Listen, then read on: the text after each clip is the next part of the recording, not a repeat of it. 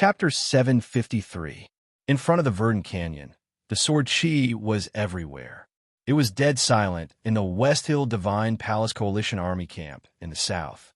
The great divine priest of Revelation put down the veil and said slowly, "I have never seen anyone kill like this in my life." Mr. Ku was probably like this when he joined the Devil's Doctrine. Chung Lishu knelt beside the sacred sedan and did not know what to say. It was quiet inside and outside the sacred sedan. After a long time, there was a sudden exclamation outside the sedan and then a tsunami of cheers. The voices of the coalition army were full of surprise and joy. Chung Lishu suddenly looked out of the sacred sedan and asked anxiously, "Did he win?" His voice trembled because he was very nervous. A priest in red came to the side of the sacred sedan and panted, "Not yet." Chung Lishua's expression changed slightly and asked, "Then why are they cheering?" The priest in red said excitedly, "He changed his hand. He is now holding the sword with his left hand." Chung Lishua frowned and asked confusedly, "So what?" The priest in red said happily, "It means that he will also be tired. He won't be able to hold on for long." Chung Lishua's body was a bit stiff. He wanted to say something, but did not say anything in the end. He just waved his hand to let the priest in red leave, with a bitter smile on his face. As long as he was human, he would be tired. Mr. Second was also a human, but that man had only changed the iron sword to his left hand and made them so excited.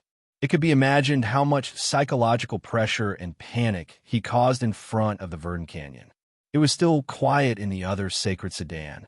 Yi Hongyu lowered her eyes and put her jade-like hands on the bloody divine robe of judgment. She was silent. The cheers outside the sacred sedan did not change her expression. No subordinates dared to disturb her meditation with those absurd reasons. After a while, the coalition army suddenly burst into cheers again. The subordinates of the Divine Hall of Judgment finally could not suppress their emotions. A deacon in black walked up the sacred sedan and knelt outside the veil. He reported respectfully, "The flying sword of Taoist Shui from the kingdom of Song stabbed him." Hearing this, Yi Hongyu's expression finally changed, because she knew who Priest Shui was. Even she had some hope for Taoist Shui. She raised her head and looked at the black deacon, asking, "And then?" The black-robed deacon was slightly startled. It seemed that he didn't expect the great divine priest to ask another question. He answered nervously, "Then, Priest Shui's Taoist sword was broken, but that person seemed to be fine." Yi Hongyu frowned slightly and said, "Then what do you want to tell me?" The black-robed deacon became more and more nervous. His voice trembled as he said, "This is the first time someone has been able to stab that person with a sword. This means that that person can still be stabbed. Although it's stupid, there's some truth to it."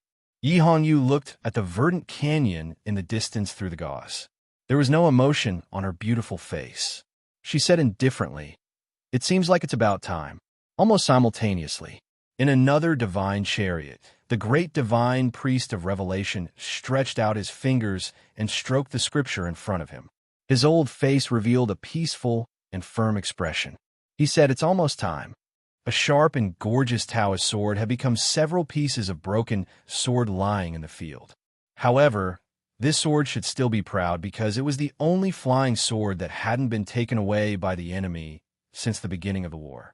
In the south of the field, a Taoist dressed in plain Taoist robes was looking down at his chest and abdomen. His name was Chui Rong, and he was born in the Chui family of Qinga County. He left his family when he was young and traveled around the world to cultivate. He was once worshipped by the West Hill Divine Palace and officially entered Haotian Taoism in the Taoist temple of the Song Kingdom. Many powerhouses of Haotian Taoism have been hiding in the world, hiding in ordinary or even dilapidated Taoist temples. They didn't like the atmosphere of the Divine Hall and preferred to be ordinary Taoists. They would only appear in the world when Haotian summoned them to offer their power. Taoist Shui was such an extraordinary Taoist. Taoist Shui was not famous in the cultivation world, but his state was extremely high. He had entered the knowing destiny state 10 years ago and had his own position in Haotian Taoism where powerhouses gathered. However, He only made one move today and didn't do anything else. He looked down at his chest and abdomen quietly because his sword had been broken. There was a very deep sword wound on his chest and abdomen. It was a horrifying, big, bloody wound. The wet and soft intestines and other internal organs were squeezed out of the big, bloody wound. It was a little slow at first, but it became faster and faster as time passed. Finally, it was like flowing water. Taoist Chui quietly watched his internal organs flowing out his body. He didn't raise his head until the whole process was finished. He asked, "Mr. Second's swordsmanship is the most rigorous art in the world. The previous sword cut 4 inches into my body, not a bit deeper or a bit shallower. Of course, it was intentional." Second brother said, "Exactly." Taoist Chui said, "The Academy values kindness and forgiveness. Why do I have to suffer so much before I die?" Second brother calmly said, "Because I know your surname is Chui." Taoist Chui understood and said, "Mr. Second should know that I have little contact with the clan." Second brother said, "I want to use your death and pain to express the Academy's attitude." Taoist Chui asked, "What attitude?" Second brother said, "The 7 families of Qinghe County. Even if we die, we can't die happily." Taoist Chui sighed and said, "So that's how it is." After saying this, he slowly sat on the ground and began to pant. Because his lungs and trachea had been cut by the iron sword, he couldn't breathe no matter how hard he panted, so he seemed to be in great pain. After a long time, he tiredly bowed his head and finally died in pain. The sky was filled with dark clouds that blocked the sunlight, and the world was covered in darkness. Second brother was covered in blood. He stood in the wilderness, in front of hundreds of flying swords, in front of countless cultivator corpses, and looked at the cultivators in the south. He raised the iron sword in his hand again. He didn't say a word, but the cultivators in the wilderness seemed to have heard him asking who else was there. The cultivators' eyes were all attracted by the iron sword that seemed to have magic power. The iron sword was very ordinary. The body of the sword was broad and straight. It was dim and even looked a little ridiculous. But looking at the iron sword, everyone just wanted to cry. Some people wanted to cry, but they couldn't. They were frightened. The cultivators in front of the iron sword could no longer summon up the courage to fight and finally retreated. It became quiet in front of the verdant canyon again. The blood on the ground had already accumulated into a puddle, reflecting the gloomy sky, making it look a little dark. The people of the Academy rushed out from under the canopy. Wang Qi held a stool in his left hand and a medicine bag in his right hand. He rushed behind second brother and asked him to sit down. He put the medicine bag to second brother's mouth and swallowed it as fast as he could. Seventh sister was carrying a kettle and a bowl of water.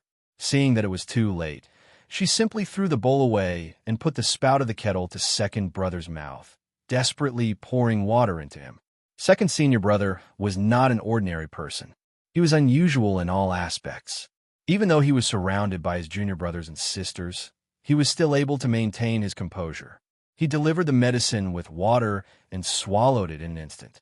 Fourth brother and sixth brother had also run over. They squatted in front of second brother and looked at a certain place on the chest of the armor with a serious expression. Taoist Chui's natal Taoist sword had pierced this place. When the Taoist sword of knowing destiny state pierced the armor, the talisman lines in the armor were automatically activated and condensed a thin and tough layer of qi of heaven and earth. Therefore, the sword did not affect second brother at all. But the talisman lines hidden in the armor were shaken by Taoist Chui's sword style and slightly deformed. Sixth brother untied the box on his back and took out a set of special tools that were as exquisite as crabs. He began to repair it. Fourth brother did some calculations and diagrams beside him. Then he looked at second brother and asked, "Is there any problem with the sword?" Sixth brother looked at second brother worriedly. The iron sword was the most important piece of equipment. If it was damaged, the West Hill Divine Palace would not give them so much time, even though the Academy had brought the iron furnace and could repair it. Second brother looked at the broad and straight iron sword in his hand and said, "It can still hold for a long time." Weigong Weiyang and Shimen Buhua were still under the canopy. Their zither and flute were the best weapons against the cavalry. They had a mission on their shoulders, so they had to stay in the array. But seeing their peers helping their senior brother, they could not help but feel a little lonely and ashamed. Baigong rushed over and asked, "Do you want to listen to a song at this time?" No one answered him. Fourth brother and sixth brother were doing the final inspection of the armor. Wang Qi was checking second brother's pulse to determine his physical and mental state so that he could prepare the medicine for the next period. Seventh sister seemed to be a little more relaxed. She was wiping second brother's face with an embroidered handkerchief, but she was still busy. Baigong shouted, "Senior brother, this song is very impassioned. It is most suitable for killing." Second brother stood up and looked at the formidable enemies in the southern wilderness. He said, "Since ancient times, killing people has nothing to do with generosity or generosity. There is no need for accompaniment music. Don't be heroic, don't be generous, don't be unrestrained. You can only be cold, indifferent, and cruel. Only those who can truly do these things can kill all the enemies." Junimo is undoubtedly such a person. It seems that I still underestimated him when I commented on him last night. He is still the proudest man. I just didn't expect him to throw away all his pride or hide it in the deepest part of his armor on the battlefield. Lu Bai raised his eyebrows slightly and said, "He has been trying his best to save his energy and pursue a simpler way to kill the enemy. He is extremely stingy, calm and focused, unwilling to let go of the slightest change in the battle. He is extremely calculative. From this point of view, he is more like a stinky businessman." The disciples of the sword Garrett listened to their master's teachings in silence. They had been shocked by the man in front of the verdant canyon. Even though they were in the enemy camp, they could not help but admire him. Although their master was always the tallest figure in their hearts, they actually felt a little uncomfortable when they heard their master describe the man in such a way. But no one dared to question him. Lu Bai's voice rang out again. The disciples of the sword Garrett were shocked and speechless by the hidden meaning of this sentence. I respect an opponent who fights with such an attitude.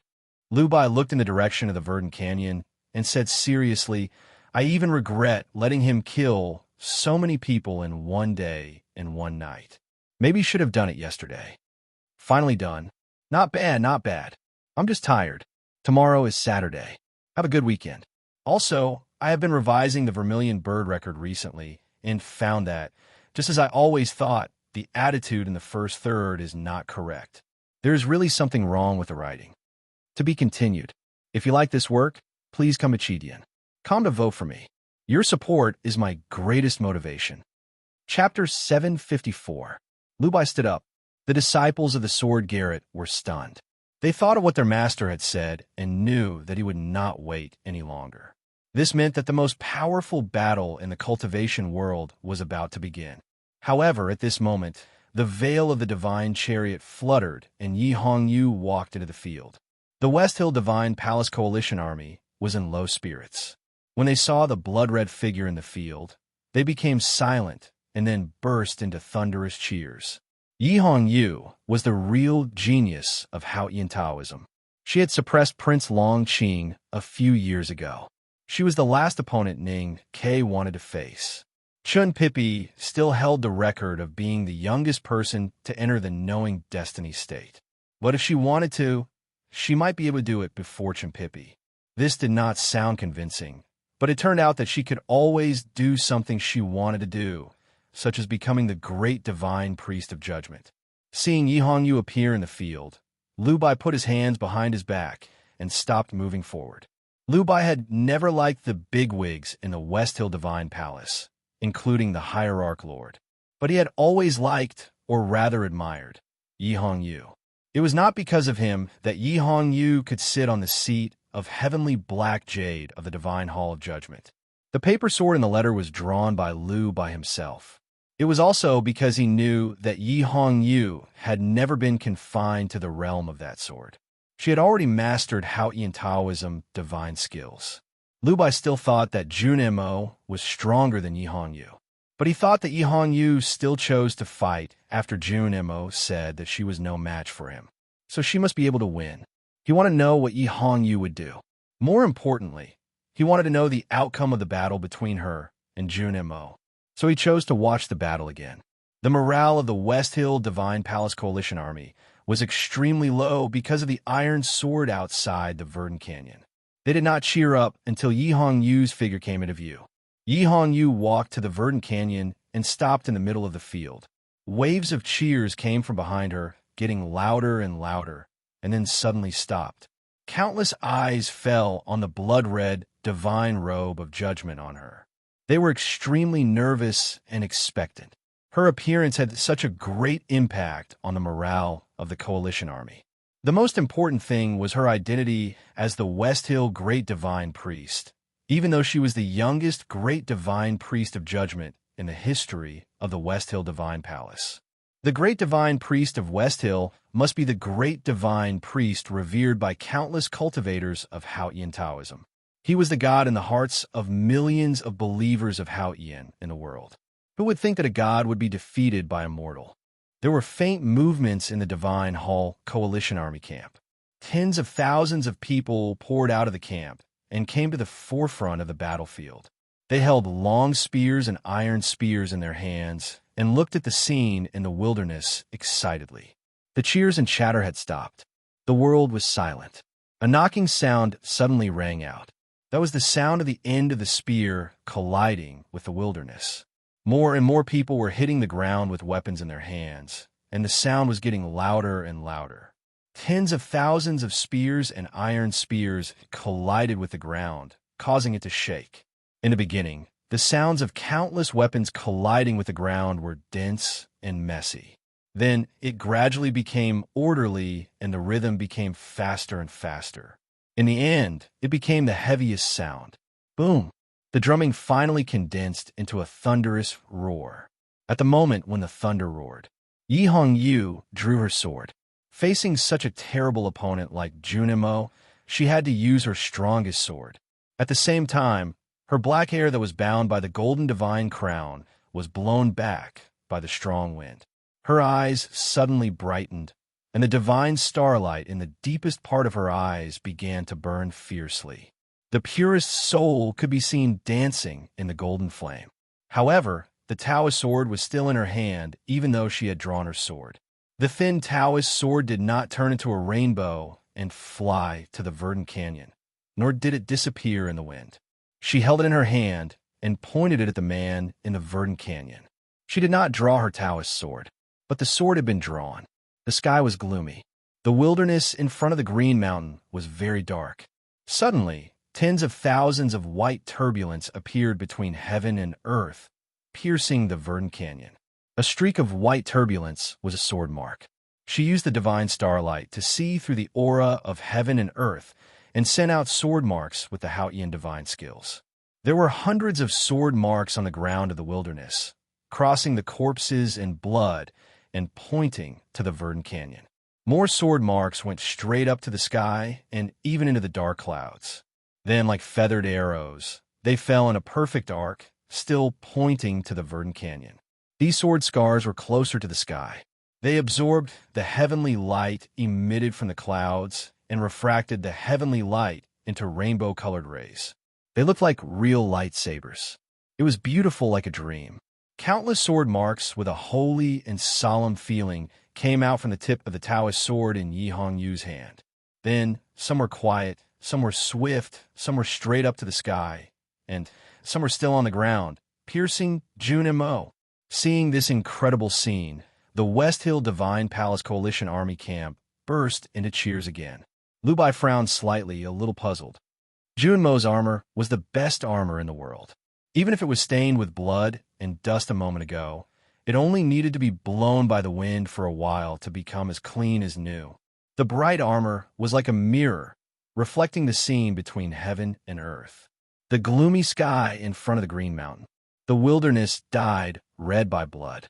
There were also hundreds of holy and solemn sword marks. With the dark sky as a curtain, those bright sword rainbows looked very beautiful. It was like a grand fireworks display. The fireworks on the armor were getting brighter and brighter, which meant that the sword marks were getting closer. Second brother looked up at the sky and did nothing. In the eyes of many, it was only a moment, but in fact, he had been waiting for a long time. He had been waiting for the tens of thousands of sword marks to finally become one sword. However, that moment never came. When he was sure that the tens of thousands of sword marks would not become one sword again, he slightly raised his eyebrows. Since the beginning of the battle, there was no change of emotion on his face. This was the first time, because he did not understand why Yi Hongyu had used so many swords. At the state that he and Yi Hongyu were in, they both knew what real power was. Beauty was not power, like the fireworks on the armor. Holiness was not power, like the divine light in her eyes. Magnificence was not power, like the hundreds of sword marks between heaven and earth that amazed thousands of people. Concentration was power. The fireworks formed by countless swords were based on Yi Hongyu's profound West Hill divine skills. It looked grand and spectacular, but because of that, it could not be absolutely concentrated. Although the heavy rain in Chang and in summer was huge and frightening, it came and went quickly. After the rain stopped, it did not leave any marks on the ancient city wall. The dripping water in front of the eaves of the academy was quiet, but it persisted. After 1,000 years, no one knew how many hard bluestone bricks the dripped water had dripped. Second brother had never fought with Yi Hongyu, but he had seen the sword that Liu Bai had drawn for Yi Hongyu through Ningke, and also through Ningke, he knew what kind of person Yi Hongyu was. In his opinion, this little girl who had just comprehended Liu Bai's sword style and dared to enter the Divine Hall of Judgment was undoubtedly the strongest of the new generation. She was stronger than Pippi, stronger than Ning Quebec. Then it was impossible for her not to understand what real power was. Her most powerful sword strike was definitely just one sword strike. It could not be so many swords. Second brother had been waiting for Yi Hongyu's swords to become one, because he had decided to defeat her when she used her most powerful sword. That was the only way he could be happy. However, Yi Hongyu did not do so. He did not understand why she did not do so. Even if she used her most powerful sword, second brother was confident that he could defeat her. But now her sword was tens of thousands of swords, which meant that she had lost in advance, because she could not find a chance to win. Second senior fellow apprentice suddenly understood. Yi Hongyu did not think about winning today's battle. For the final victory, she could calmly give up her pride. Is this also a kind of pride? Second brother thought. Then he looked at the tens of thousands of sword marks coming to the Verdant Canyon and said, "Is this the confinement?" He raised the iron sword in his hand and slashed at the confinement divine array, made up of tens of thousands of sword marks. He looked serious. It was not because of the confinement. It was because of Yi Hongyu's intention behind the confinement. The confinement was one of the most profound and powerful arrays in the West Hill Divine Palace. Ku Howren drew a confinement array with a Howren sword and trapped Master Lotus for decades. The former Great Divine Priest of Judgment also used the same confinement array to trap Wei Guangming in the Peach Mountain for more than 10 years. The confinement array made by Yi Hongyu with tens of thousands of sword marks was based on the Howren sword marks she had seen at the front gate of the Devil's Doctrine. Although she had reached the peak of the knowing destiny state, she was still far from Mr. Ku and even weaker than the former Great Divine Priest of Judgment. One of the most important reasons why she could kill the former Great Divine Priest of Judgment and become the new Great Divine Priest of Judgment was that the former Great Divine Priest of Judgment had been seriously injured after Wei Guangming broke the confinement array. With her current state, the confinement array made of Taoist swords could trap countless powerhouses to death. But it was not enough to trap second brother of the academy. This meant that she would definitely lose this battle. But she was not afraid of losing. Just as second brother finally understood, she did not want to win today's battle. It was very shameful for a great divine priest of West Hill to lose in front of hundreds of thousands of believers. But she did not care. Although her confinement array could not trap second brother forever, it could at least trap him for a while. That was what she wanted. A moment was enough for the West Hill Divine Palace Coalition Army to do many things. For example, charging with thousands of cavalry. And when the sound of zither and flute came from the verdant canyon in the sacred sedan, the great divine priest of revelation stretched out his finger and turned the West Hill scripture in front of him to a certain page. The number of chapters on Friday is wrong. These 2 days are the birthdays of my father-in-law and mother-in-law. This year is my mother-in-law's 60th birthday. It's a bit hard and I feel sleepy while writing. I'm free tomorrow. There are 2 chapters tomorrow. To be continued. If you like this work, please come Chidian. Come to vote for me. Your support is my greatest motivation. Chapter 755. Etiquette is the principle. Second senior brother valued etiquette, so he was reasonable. Although he was strict and solemn, it did not hinder his understanding of the situation. Thousands of sword marks fell from the sky and surrounded him, forming a dense confinement. His gaze had already seen through the divine array and landed on Yi Hongyu's robe of judgment. He had seen through her hidden intentions. Everything was within the plan of the West Hill Divine Palace. To be more precise, it was all within Yi Hongyu's calculations. Whether it was the arrogant Jun Mo or the calm Jun Mo, they would both choose to use their swords to defeat her. Thus, she succeeded in delaying Jun Mo's attack for a moment. After a short moment, the myriad of sword lights had formed a cage, and even if Jun Mo wanted to change his move, it was already impossible.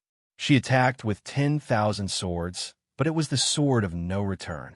She took the initiative to cater to the opponent's thoughts and opportunities, and had the ability to turn the design into reality. The process of starting the battle could be said to be perfect. She abandoned the pride and dignity of the great divine priest of West Hill and sought the first opportunity with the intention of seeking defeat. Then even second brother had to be imprisoned by thousands of sword lights for a while. The plains began to shake, and thunderous hoofbeats came from outside the sword curtain. Vaguely, one could see countless armored cavalrymen charging out of the Allied camp, their momentum shaking the heavens. The cavalry of the Divine Hall Coalition Army surged towards the exit of the Verdant Canyon like a tide. This was the fiercest attack by the West Hill Divine Palace Coalition Army since the beginning of the Battle of Verdant Canyon. Now that second brother was trapped in the confinement array, could the zither and flute in the Verdant Canyon still be as powerful as before? Under the canopy at the exit of the Verdant Canyon, Beigong Weiyang and Shimin Buhua quietly looked at the zither and flute in front of them. As they listened to the sound of hoofbeats, they slowly placed their hands on the strings or held the flutes. Beigong Weiyang's fingertips trembled slightly, and the faint sound of a zither left the string like an arrow. Shimin Buhua's body leaned forward slightly, and a dark flute sound came out of the pipe like water. At this moment, an aged voice resounded through the plains. The voice passed through the field and came to the exit of the Verdant Canyon. In the military camp in the south of the plains, the veil of the divine chariot fluttered slightly. An old voice rang out from the divine chariot. It was filled with a sacred and solemn aura that made people feel reverence. In the wilderness, preparing to depart. Anyone who wants to go will be able to go. More than 10 red-robed god officials with profound realms sat cross-legged around the divine carriage. They calmed their minds and listened to the voice coming from the divine carriage. Then, they repeated their prayers. The voice didn't stop. In the divine chariot, the great divine priest of Revelation looked at the scripture in front of his knees with an indifferent expression. He continued, "The seeds in the field are the food that Hao Ian gave to the people. The voice in the valley is the call of Hao Ian through the wind. March to the fallen land. Whatever Hao Ian told the believers, you must do it." More than 10 red-robed priests devoutly repeated the scripture. The great divine priest of Revelation continued, "Those who use their voices to confuse people's minds and summon for Hao Ian are all sinners. Together with the remaining sinners, they will be punished by Hao Ian's fury." The voices of the red-robed divine officials outside the divine carriage became more and more uniform and cold. "You will suffer the punishment of Hao Tian's wrath."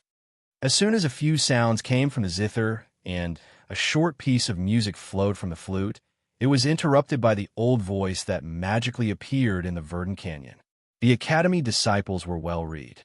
After hearing a few words, they recognized that it was the sentence of punishment in the covenant of the West Hill sect.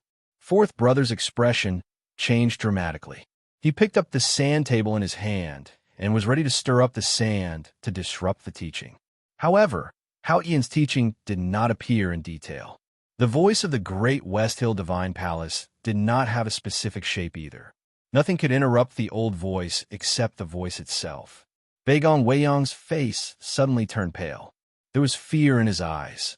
His arms trembled uncontrollably, and several strings on the zither broke. Shimin Buhua's state was slightly lower, so he seemed to be in more pain.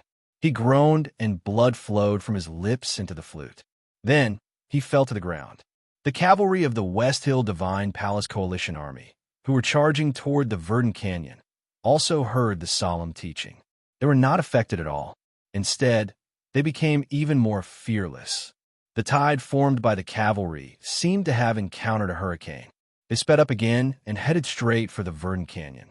When the teaching began to echo in the field, Second Brother had already confirmed that it was the great divine priest of Revelation's doing.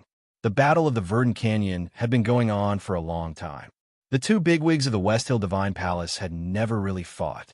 He did not expect that the two great divine priests of West Hill would fight at the same time.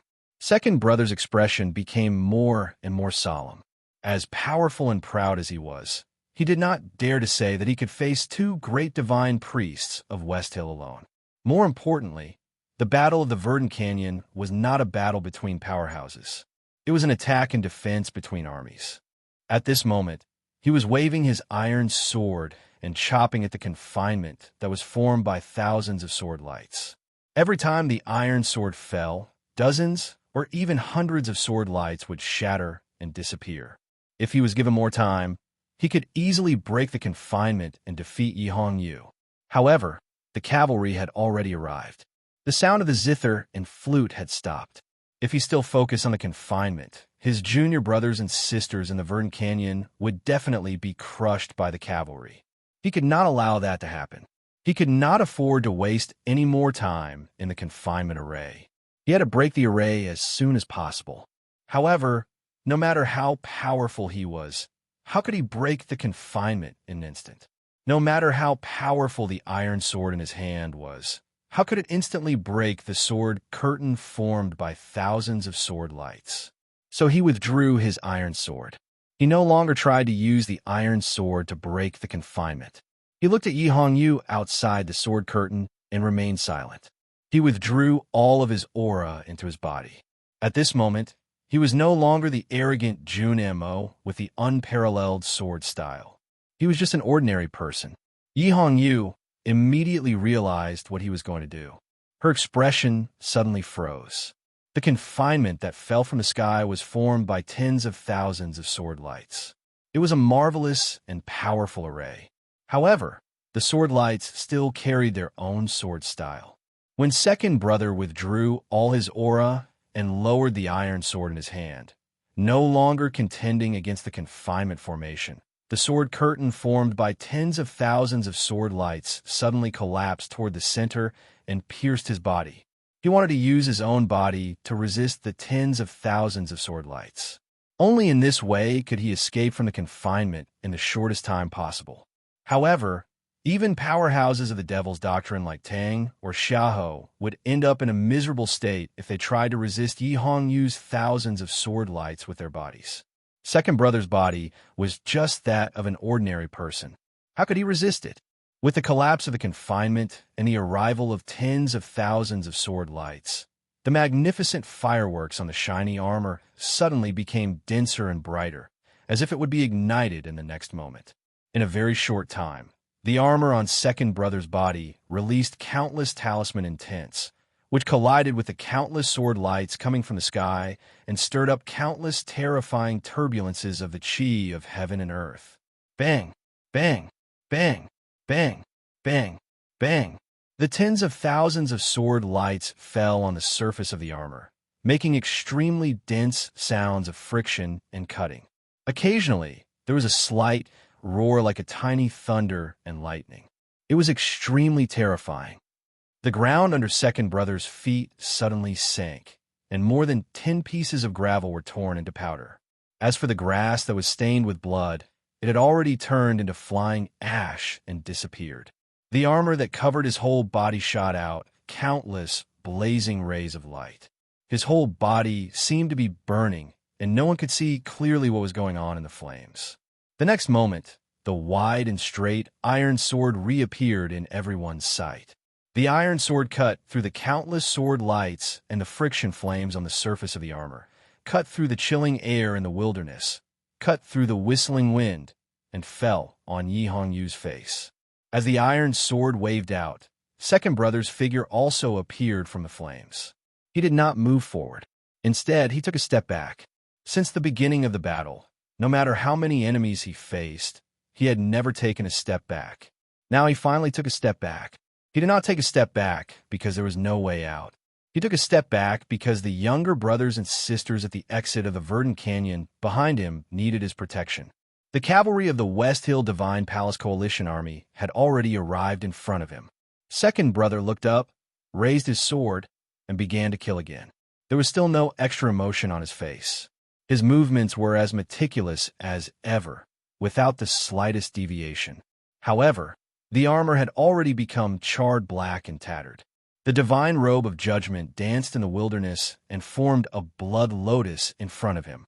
The sword style that came from afar, with the unique chilling intent of the iron sword, destroyed the blood lotus and then disappeared. Yi Hongyu's face was slightly pale, and blood seeped from the corner of her mouth. The confinement array that she had made with thousands of sword lights had been broken by Jun Mo in such a way. This was something she had not expected, but there was no shock or disappointment on her face. Instead, there was a calm smile on her face. She stopped watching the battle at the verdant canyon and turned to walk to her divine chariot. She had achieved her goal. The main force of the academy defending the verdant canyon was, of course, Jun Mo. But the most troublesome thing for the cavalry was the sound of the zither and the flute. Today's plan of the West Hill Divine Palace was for her to fight Jun Mo, and then the cavalry to lure out the sound of the zither and the flute. Finally, the great divine priest of revelation would lead the priests in red to break the sound. The whole plan had been executed perfectly. Although Jun Mo had broken out of the confinement array earlier than she had expected, she did not care. Because the zither strings were broken, the flute was bleeding, and the two disciples of the academy were no longer able to fight. And she believed that although Jun Mo looked fine, he must have been seriously injured. Because it was her sword, her confinement. No matter how powerful Jun Mo was, he must have paid a great price to break out of the array in such an unexpected way. Yi Hongyu was very confident about this. She was most confident about fighting. Golden keyboard. We should have gotten first place in the annual novel contest. This is really... You guys are too good to me. Thank you. Although it's just like the past 2 years, I feel that I can accept it, but I'm still a little ashamed. I'll write more books in the future. It's still the same old saying. Recently, I haven't been updating regularly. This is my problem. It'll be better from today onwards. I think it'll be very, very good until the end of the month. To be continued. If you like this work, please come Chidian. Come to vote for me. Your support is my greatest motivation. Chapter 756. The result of the battle in the verdant canyon had been decided. The zither and the flute were gone, and no one could stop the charge of thousands of iron soldiers. Jun Mo could not do it even if he was not injured. Even if Lu Bai suddenly changed sides, he could not do it. The academy could only retreat to the verdant canyon for a while. The West Hill Divine Palace had already prepared a plan for them. Yi Hongyu no longer paid attention to the situation in the verdant canyon. She turned around and walked toward the sacred sedan. Although she was injured, she looked calm and steady. In terms of state and strength, there was still a gap between her and Jun Mo. However, she was good at fighting. Most importantly, she was very calm and did not limit the battle to just 2 people because of pride. This was a battle between the West Hill Divine Palace and the Academy. She was not fighting alone. Therefore, this battle would end with the West Hill Divine Palace's victory. Countless iron cavalries arrived. Smoke and dust rose, and the verdant canyon was restless. Second brother stood in front of the verdant canyon. The iron sword had already left his hand and turned into a dark sword radiance. It swept back and forth in the field within a radius of 1,000 feet in front of him.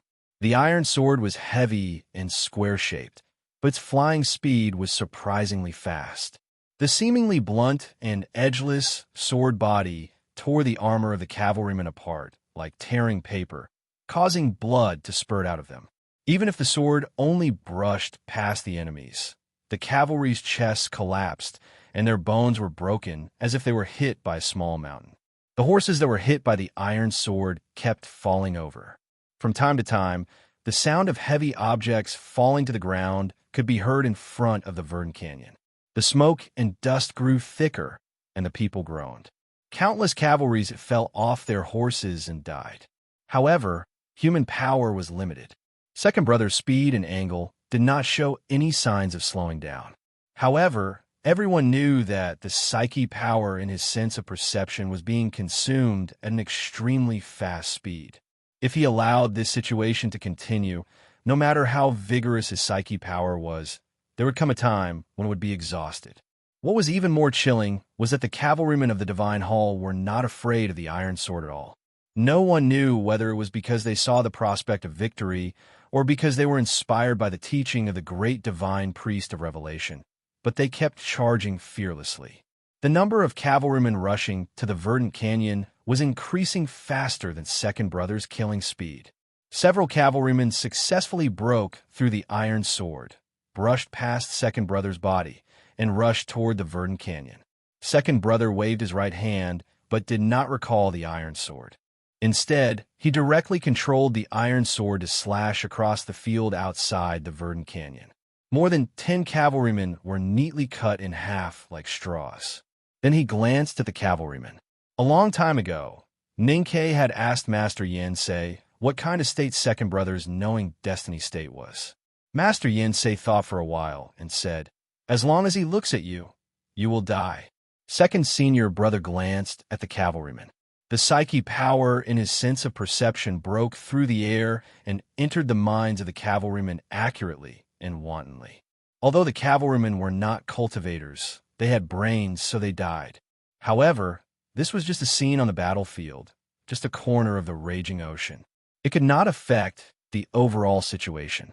When countless cavalrymen charged forward without any regard for their own lives, everything would be crushed. Su Shi and Chun Pippi both said that there was no cultivator in the world who could stop the cavalry charge, unless he had surpassed the 5 states and become an extraordinary being. Su Shi used to be the top military man of the Tang Empire, so he knew the power of the cavalry the best. Chun Pippi was a young genius of Haotian Taoism and had studied in the academy for many years, so he knew the rules of the cultivation world the best. Therefore, the conclusion made by these two people could stand the test. Second Brother was very strong. He had reached the peak of the 5 states and stood at the knowing destiny state for many years. Even when facing the Sage of Sword Liu Bai, he had to challenge his confidence. However, he had not crossed the threshold after all. In front of thousands of cavalrymen, he waved the iron sword. His armor was scorched and tattered, and his face gradually turned pale. He looked like a black reef in the raging waves, and no one knew when it would collapse. No one knew whether the headmaster had done it intentionally or not. Anyway, the disciples of the second floor of the academy had been at the peak of their respective fields for many years. When they were together, they were the most perfect and powerful combination. The combination of the second floor of the academy could fight against powerhouses like the Abbey Dean of the Jisho Abbey or the chief monk of Scripture with a slight change. They could also stop hundreds of thousands of troops from advancing, just like in the Verdant Canyon. It was a pity that the whole world was fighting against the Tang Empire. The academy, which could defeat any enemy once united, had to be exhausted and was forced to split into several groups. Several people were fighting against the West Hill Divine Palace hierarch at the back of the mountain of the academy. Eldest Brother was fighting against the most powerful opponent of the academy. Although the disciples who appeared in front of the Verdant Canyon were equally powerful, they were not perfect. There were loopholes, and this loophole was captured by Yi Hongyu today. In the specific situation of the Verdant Canyon, Beigong Weiyang and Shimen Buhua played the key roles. Although their states were ordinary, they played a very important role, because in the world, only the two of them could enter the Tao through rhythms. So there were loopholes. because they were irreplaceable. So Yi Hongyu could use her own failure or even death to gamble on them. Beigong Weiyang and Shimin Buhua sat under the canopy. Their faces were pale, and there was blood in front of them. Beigong's face was full of unwillingness and pain. He stretched out his trembling fingers, trying to tie the strings on the zither again, but he could not exert any strength. There was only one string left. Even if he could play it, how could he make a song? Wang Qi took 2 handfuls of pills and nervously stuffed them into his senior brother's mouths. He said in a trembling voice, "I'm fine." Sixth brother held an iron hammer and stood in front of the canopy.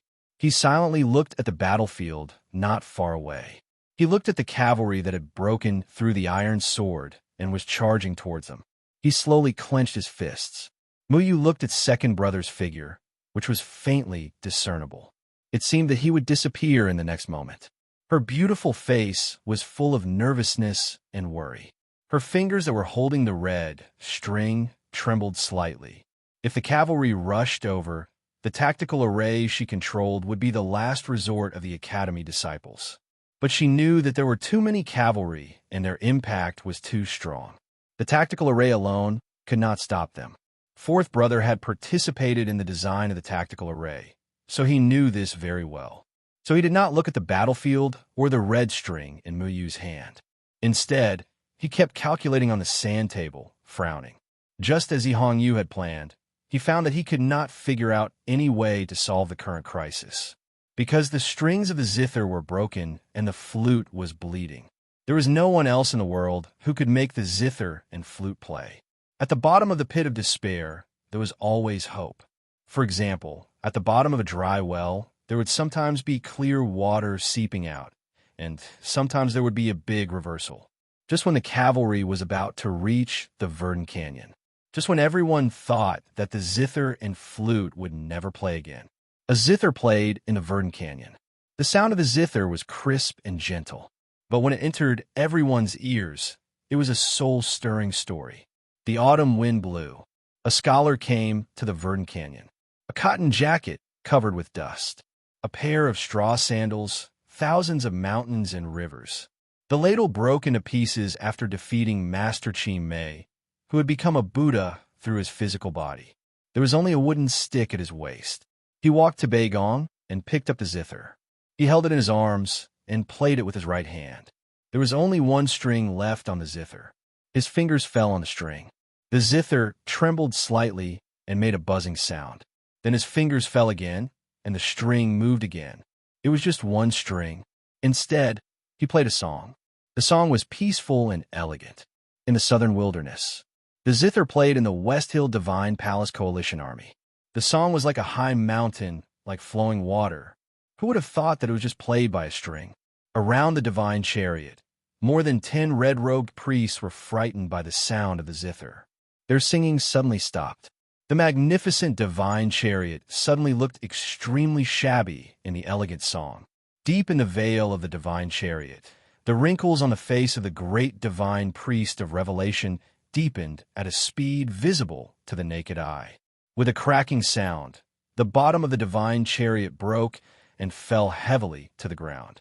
In front of the Verdant Canyon, countless cavalrymen landed heavily on the ground, accompanied by rumbling noises. The peaceful and elegant music had no killing intent, but it killed countless people in an instant. There was dead silence in the wilderness. Only the sound of the zither echoed. Everyone in the West Hill Divine Palace Coalition Army was shocked speechless. Yi Hongyu, who was still in the wilderness, suddenly turned around and looked at the verdant canyon with a look of disbelief.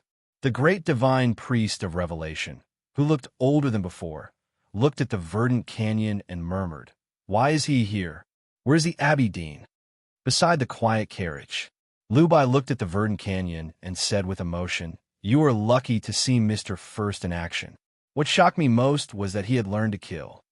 The sound of a zither was faint and faded away. Until then, there were countless screams in the wilderness in front of the verdant canyon. No one knew how many cavalries and injured war horses were entangled together, struggling desperately. Eldest brother looked at this tragic scene and was silent. Yi Hongyu did not make a mistake. Beigong Weiyang and Shimanbuhua were indeed the loopholes in the Verdant Canyon. No one in the world could replace the two of them who had entered the way of temperament. But she did not know one thing. The disciples of the academy were not cultivating on their own in the back of the mountain. Although they were already the strongest in their respective fields before they were accepted as core disciples by the headmaster of the academy, they were willing to study in the academy. It meant that they were sure that they could learn better knowledge in the academy. It meant that there was someone in the academy who could teach them. This also meant that that person was stronger than all of them in their strongest areas. That person was not the headmaster of the academy. Although the headmaster of the academy knew a lot, he was a lazy and irresponsible teacher. Other than teaching the eldest and second brothers, the headmaster of the academy had been herding sheep since the third brother, Yu Lian. As for the core disciples, he basically did not care. Someone else was responsible for teaching these disciples. That person was Li Man. He was the eldest brother of the academy. All these years, he had been teaching in the back of the mountain on behalf of the master. Except for talisman Taoism and fighting, he knew everything that the disciples could do, whether it was zither, chess, calligraphy, painting, or cooking. And he was very strong. All kinds of strongest. The strongest in the world. Good night, everyone. See you tomorrow. To be continued. If you like this work, please come Chidian. Come to vote for me. Your support is my greatest motivation. Chapter 757. Eldest brother put down the zither and clapped his hands, sending 2 streams of aura into Beigong and Shiman's bodies. Then he lowered his head and began to repair the zither and the flute. Jun Mo, covered in blood, walked back from the field and bowed to eldest brother. Everyone from the academy came back to their senses and bowed to eldest brother. Eldest brother returned the bow and said, "Thank you." Everyone noticed the blood on eldest brother's cotton gown and knew that the battle between him and the Aberdeen was more dangerous and difficult than the Battle of Verdant Canyon, so they were very worried. Eldest brother did not want them to worry, so he looked up at the canopy and said, "This seems to be used by the back mountain to block the sun. You actually used it to block arrows. It's not bad, but you have to be careful of the flying swords." Then he rearranged the tactical array and arrangement in front of the Verdant Canyon. The autumn wind blew again. His cotton-padded robe was sliced open by the Taoist sword. Cotton peeked out from the cracks and trembled slightly in the wind. Then it turned into shadows. Eldest brother's figure disappeared under the canopy. In the field in front of the Green Mountain, Yi Hongyu summoned her Taoist sword to protect her Taoist heart. Her face was full of solemnity. She did not know if the figure would appear in front of her in the next moment. In the south of the field, in the West Hill Divine Palace Coalition Army camp, the disciples of the Sword Garret looked around as if they were facing a formidable enemy. Lu Bai sat quietly beside the ashes from last night. He looked calm, and the sword on his knees was in its sheath.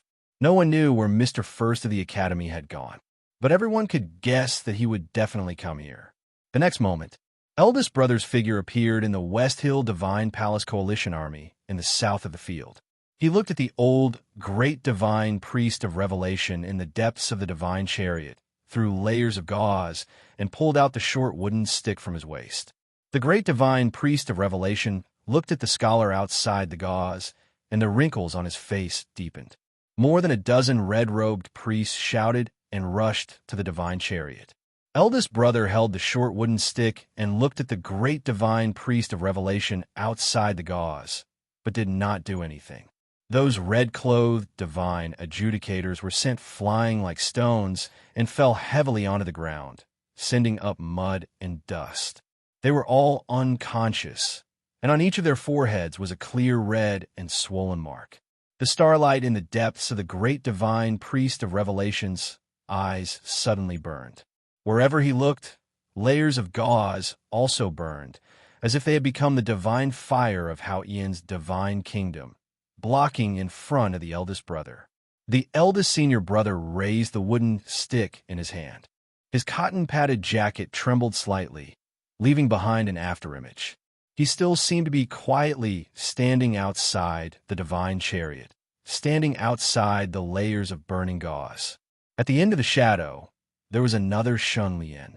He had crossed the horrible divine fire and came to the front of the great divine priest of revelation.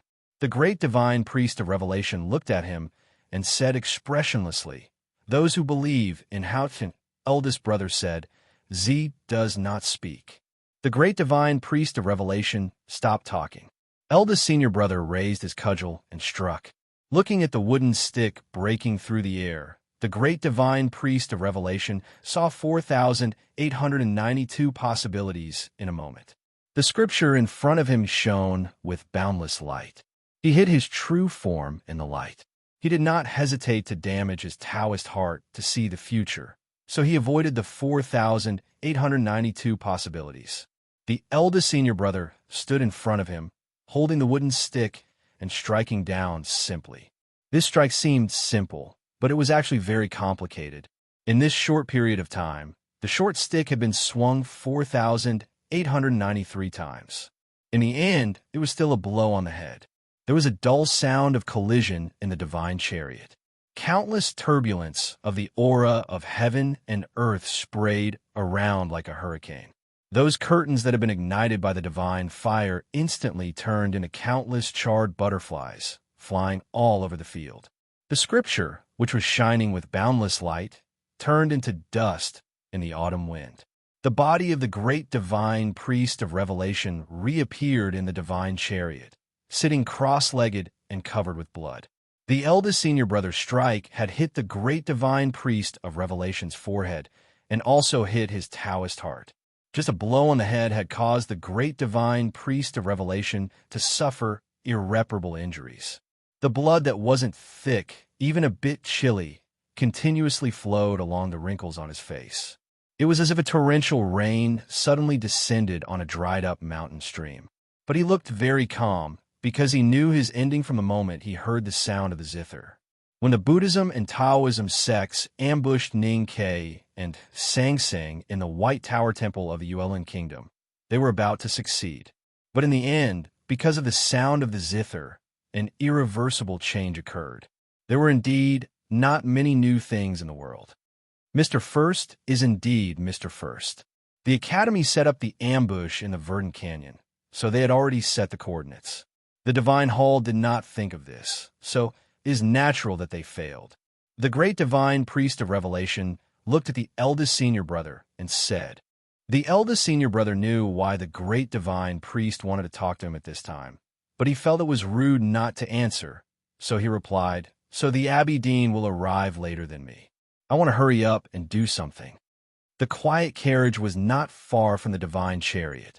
When the divine chariot turned into a burning train and then into the bleak autumn leaves, the coalition army of the Divine Hall exclaimed in shock and horror.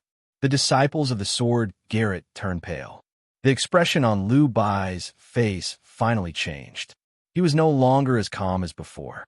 The sword was still on his knees, but just like his mood, it seemed to feel some kind of threat and became excited and vigilant. The sword buzzed slightly, and half of the sword was out of the scabbard. 2 years ago, in the autumn, he had met Mr. First in the sword garret. At that time, he sat by the pond, and Mr. First stood in front of him. Mr. First could move tens of thousands of miles, and so could his sword. So even though he called back the flying sword, he was very calm, because he was sure that no matter how high Mr. First's state was, he could not threaten him. Today, on the field in front of Green Mountain, he saw the figure of the scholar again and was a little surprised by his progress. But when the divine chariot turned into ruins, he was sure that gentle guy had really learned to fight. A person who knew everything except fighting and could be the strongest in the world. Now that he had even learned to fight, could he also be the strongest in this aspect? Who could be a match for him? Liu Bai slowly reached out and held the slightly vibrating hilt with a happy expression on his face. It was really a good thing to have such an opponent in the world. However, what made him feel a little disappointed was that this battle did not happen. Eldest brother left. He played a murderous song with a string and injured a great divine priest of West Hill with a wooden stick. Then he left quietly. He came in a hurry and left in a hurry. The reason for this, it was because a Taoist appeared on the field in front of the Verdant Canyon. The Taoist was dressed in green. Today's writing was a little hard. There is no need to name the chapter. This is more suitable.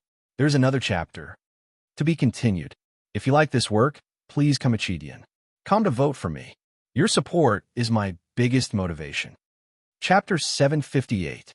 In the past 2 days on the island, at the foot of Wam Mountain, in the town, in the city, in the green gauze tent, and many other places in the world, there were always 2 figures appearing one after another. The former wore a cotton-padded jacket, and the latter wore a cyan Taoist robe. This was a battle above the 5 states, a chase between distanceless states. Both of them were distanceless, but there was still a difference in their states. The eldest brother had bought some time in front of the Verdant Canyon today because the academy had prepared in advance. But he knew that this time would be extremely short, so he left in a hurry. The moment his figure disappeared, the Taoist in indigo arrived in front of the Verdant Canyon. Countless pairs of eyes fell on the Taoist in indigo in the wilderness. This was the first time the Abbey Dean of the Jisho Abbey appeared in front of the world. Yi Hongyu knelt down to the back of the Taoist in indigo in the distance and bowed her head respectfully. The sound of armor rubbing against each other sounded like waves of wheat. Many people knelt down. The disciples of the academy in front of the Verdant Canyon did not kneel or bow. They silently looked at the powerhouse of Haoyan Taoism, slightly pale but firm. The second brother looked at the Taoist in indigo, walked out of the tent, and raised the iron sword in his hand. The Taoist in indigo glanced at him without any expression on his face. Then he turned to the southern wilderness and looked at the burning divine chariot. He frowned slightly and felt the subtle changes in the aura of heaven and earth. His Taoist heart suddenly showed signs of restlessness.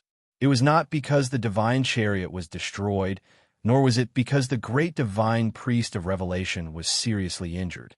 For the secluded Jisho Abbey, only the belief of Haoyan was really important. Even if the West Hill Divine Palace was destroyed, it was not a big deal. What made the Taoist in indigo uneasy was where the eldest brother's next journey would end. With his Taoist heart slightly disturbed, the Taoist in indigo knew that he had to leave immediately. This meant that the academy had calculated the time difference very clearly and did not give him any time to take action. This was the goal that the academy had to achieve. The eldest brother appeared in front of the Verdant Canyon and immediately turned the tide, destroying the most important combat power of the West Hill Divine Palace. If the Taoist in indigo had time to take action, how many disciples of the academy in front of the Verdant Canyon would have survived? This time difference was calculated by the eldest brother and the fourth brother after several nights of calculation. They believed that there should be no problem.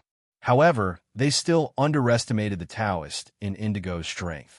The strongest cultivator of the Taoist sect, the lonely man under Haotian, his realm was unfathomable and unfathomable.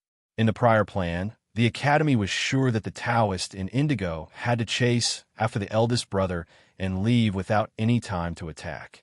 However, they did not expect that the Taoist in indigo could attack at the same time. The Taoist in indigo turned around and walked toward the southern wilderness. He casually waved his right hand behind him. As his footsteps landed on the soft soil, the harsh autumn air suddenly became cold. The autumn wind in front of him suddenly froze into a thin layer of snow and rustled down. A door vaguely appeared in the middle of it. It was a passage hidden in the turbulence of the aura of heaven and earth. It was a path that only those in the limitless realm could see. The Taoist in green's right foot stepped into the door and immediately turned into nothingness. In the eyes of countless people in front of the Verdant Canyon, he seemed to have broken through the void. Hundreds of thousands of people from the West Hill Divine Palace Coalition Army saw this miraculous scene and were shocked speechless. At this moment, a sword appeared in his right hand, which he had casually waved backwards. A sword condensed from air. The sword had already left his hand and pierced the thatched roof in front of the Verdant Canyon, which was covered with broken arrows. After the Taoist in indigo appeared, the Verdant Canyon became very quiet. The quietest person was second brother. He silently lowered his head and looked at the stone a foot and a half in front of him. He did not look at the Taoist in indigo because he wanted to maintain his full fighting spirit and confidence. He also did not look at the iron sword in his hand because a sword was not meant to be looked at. After the Taoist and Indigo threw out the flying sword, second brother moved. He suddenly looked up and stared at the flying sword condensed from air. The iron sword in his hand trembled slightly. Could this iron sword, which had killed thousands of soldiers and horses, block this seemingly simple virtual sword? No one knew the answer, because the virtual sword displayed by the Taoist in Indigo suddenly became real nothingness in front of Jun Mo. It quietly passed through the area where he was and returned to reality behind him, continuing to stab under the awning. This method seemed to make the Taoist sword enter the limitless state. It was really incredible. In the face of such an unfathomable flying sword, second brother did not show any shock or fear on his face. Instead, he slightly frowned and looked down on the opponent. This virtual sword was indeed clever, and the choice was indeed accurate. Since it was a sloppy sword before leaving, of course, the Taoist in Indigo had to ensure that his sword could create the greatest lethality. Because this sword was a little sloppy, the Taoist in Indigo let second brother go. In a sense, this was a respect for second brother. But in second brother's view, this was ridiculous. With the identity and state of the Taoist in Indigo, he actually had to think about dealing with the disciples of the academy. It was really vulgar. So he looked down on this person. Even if his state was far above mine, even if he was the Abbey Dean of the Jisho Abbey, even if he was the highest peak in the cultivation world after the teacher ascended to heaven, he still looked down on him. No matter how powerful a person was, as long as he had a vulgar aura, second brother would not take him seriously. Of course, this did not mean more. Second brother knew how terrifying the power of the virtual sword was. He slightly raised his sword-like eyebrows. He looked down on the Taoist in Indigo because he did not see through the tactical array in the iron shelter. Although the virtual sword had let him go, once it entered the shelter, he would be the one to bear the sword style, because there was a red thread tied under his feet. The other end of the red thread was under the shelter, connected to all the junior brothers and sisters. He was ready to bear the virtual sword. He was ready to be injured, seriously injured, but he was not ready to die, because if he died, the Verdant Canyon would not be able to be defended. The broken arrows on the iron shelter were disturbed by the chi of heaven and earth carried by the virtual sword. They flowed down from the eaves like falling sand, like a waterfall of arrows. Inside the waterfall, seventh sister Muyu was pale. She held the red thread tightly in her hand and pulled it hard. Looking at the back of the man outside the shelter, her fingers trembled violently. Second brother would bear all the physical attacks that she, her fellow disciples, and the iron shelter suffered. However, this time the opponent was not a disciple of the Sword Garret of the South Jin Kingdom, but the godlike Abbey Dean of the Jisho Abbey. Could senior brother bear it? How badly would he be injured? Would he be okay? Suddenly, she saw a shocking scene from the corner of her eyes. The red line buried in the sand had been quietly cut off by someone. Fourth brother's fingers had just left his ankle. There was another red thread tied to his ankle. The red thread was originally connected to second brother, but now it was tied to his ankle. This meant that he would be the one to bear the virtual sword of the Taoist in Indigo. This tactical array was originally designed by fourth brother and herself, and finally modified by eldest brother. Muyu knew that there would be no problem with fourth brother's changes at this time. However, fourth brother was only at the see-through realm. How could he withstand a blow from the Abbey Dean? Before Muyu could scream, the virtual sword had arrived. The faint shadow of the sword seemed to have gone beyond the scope of speed.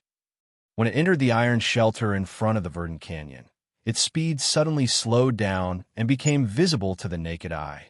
The tactical array under the iron shelter was activated, and the red thread tied to the feet of all the academy disciples began to shake violently. Countless fine and tough auras were produced. The virtual sword was bound by countless auras and suddenly slowed down. It was like the sly sword of Lu Yiqing, a knowing destiny state powerhouse from the Sword Garret. However, the gap between the Abbey Dean of the Jisho Abbey and Lu Yiqing was like heaven and earth. This seemingly random virtual sword was tens of thousands of times stronger than Liu Yiqing's sly sword. There was a tearing sound. That illusory sword broke through all the threads of aura, like it was breaking dry weeds and rotten wood. Then it pierced deeply into the yellow sand. The yellow sand was very fine. It was whiter than the fine sand by the sea and finer than the gravel by the river. It was extremely soft. Although there was sand in the field before the verdant canyon, it was absolutely impossible to find this kind of yellow sand. This kind of yellow sand could only be found in one place, in the sand table where fourth brother was always with him. The virtual sword pierced into the sand table. Fourth brother's face suddenly turned pale. He held the sand table high in front of him, and his hands trembled violently. This seemingly inconspicuous sand table had actually blocked the virtual sword of the Taoist in indigo. The virtual sword disappeared in the sand table and into the yellow sand. The yellow sand danced, and there were several big rivers. The yellow sand gradually fell, and there were steep mountains and rivers. Each sand was a world, and there was a world in the sand table. It was a very magnificent river and mountain. The illusory sword danced in the seemingly boundless rivers and mountains. Because of its magnificence and grandeur, it was difficult for the virtual sword to touch anything. Therefore, the horrible power of the virtual sword could not be released. The sword flew in the sand table, over the mountains and rivers, and the fields and sky. The sword flew very lonely. The figure of the Taoist in indigo was about to disappear in the void. He was about to go from the verdant canyon to the next place. He did not care about the outcome of the virtual sword, because he was very sure that even if Jun Mo took that sword, he would inevitably be seriously injured. The disciples of the academy could no longer guard the verdant canyon. At this moment, he suddenly let out a soft sound. This sound showed that he was a little surprised. The thin snow gradually fell, and the passage of the aura of heaven and earth was closed. The Taoist in indigo disappeared from the field. The words he said before he left were still echoing in the air. It's the river and mountain sandbox. The river and mountain sandbox was something in the ancient legend of the diviner Taoism. In the Kaiyuan period of the Tang dynasty, the river and mountain sandbox was lost without a trace, and the river and mountain sandbox deduction algorithm was also lost. Not many people knew that less than 40 years later, Ing Shanren, the seventh founder of the Black Ink Garden in the Great River Kingdom, and Elder Don Win Nun, a famous mathematics professor of the academy, worked together for 6 years and recreated the river and mountain sandbox. Later, the two sages spent their whole lives recasting the river and mountain sandbox. After that, the river and mountain sandbox had been left in the back of the mountain of the academy. As time went by, it was gradually forgotten by the whole cultivation world. Even a master of calligraphy of the Black Ink Garden did not know this secret. Many years ago, when the headmaster traveled around the countries to find the exit of the underworld or to look for delicious food, he met a young apprentice in a pawn shop outside the wetland of Inluan Town. The headmaster watched the young apprentice for a long time because he felt that the young apprentice's abacus was very beautiful and the sound of it was very pleasant. The young apprentice was called Fan Yu, and later became the fourth pro-disciple of the headmaster. The headmaster naturally gave him the river and mountain sandbox.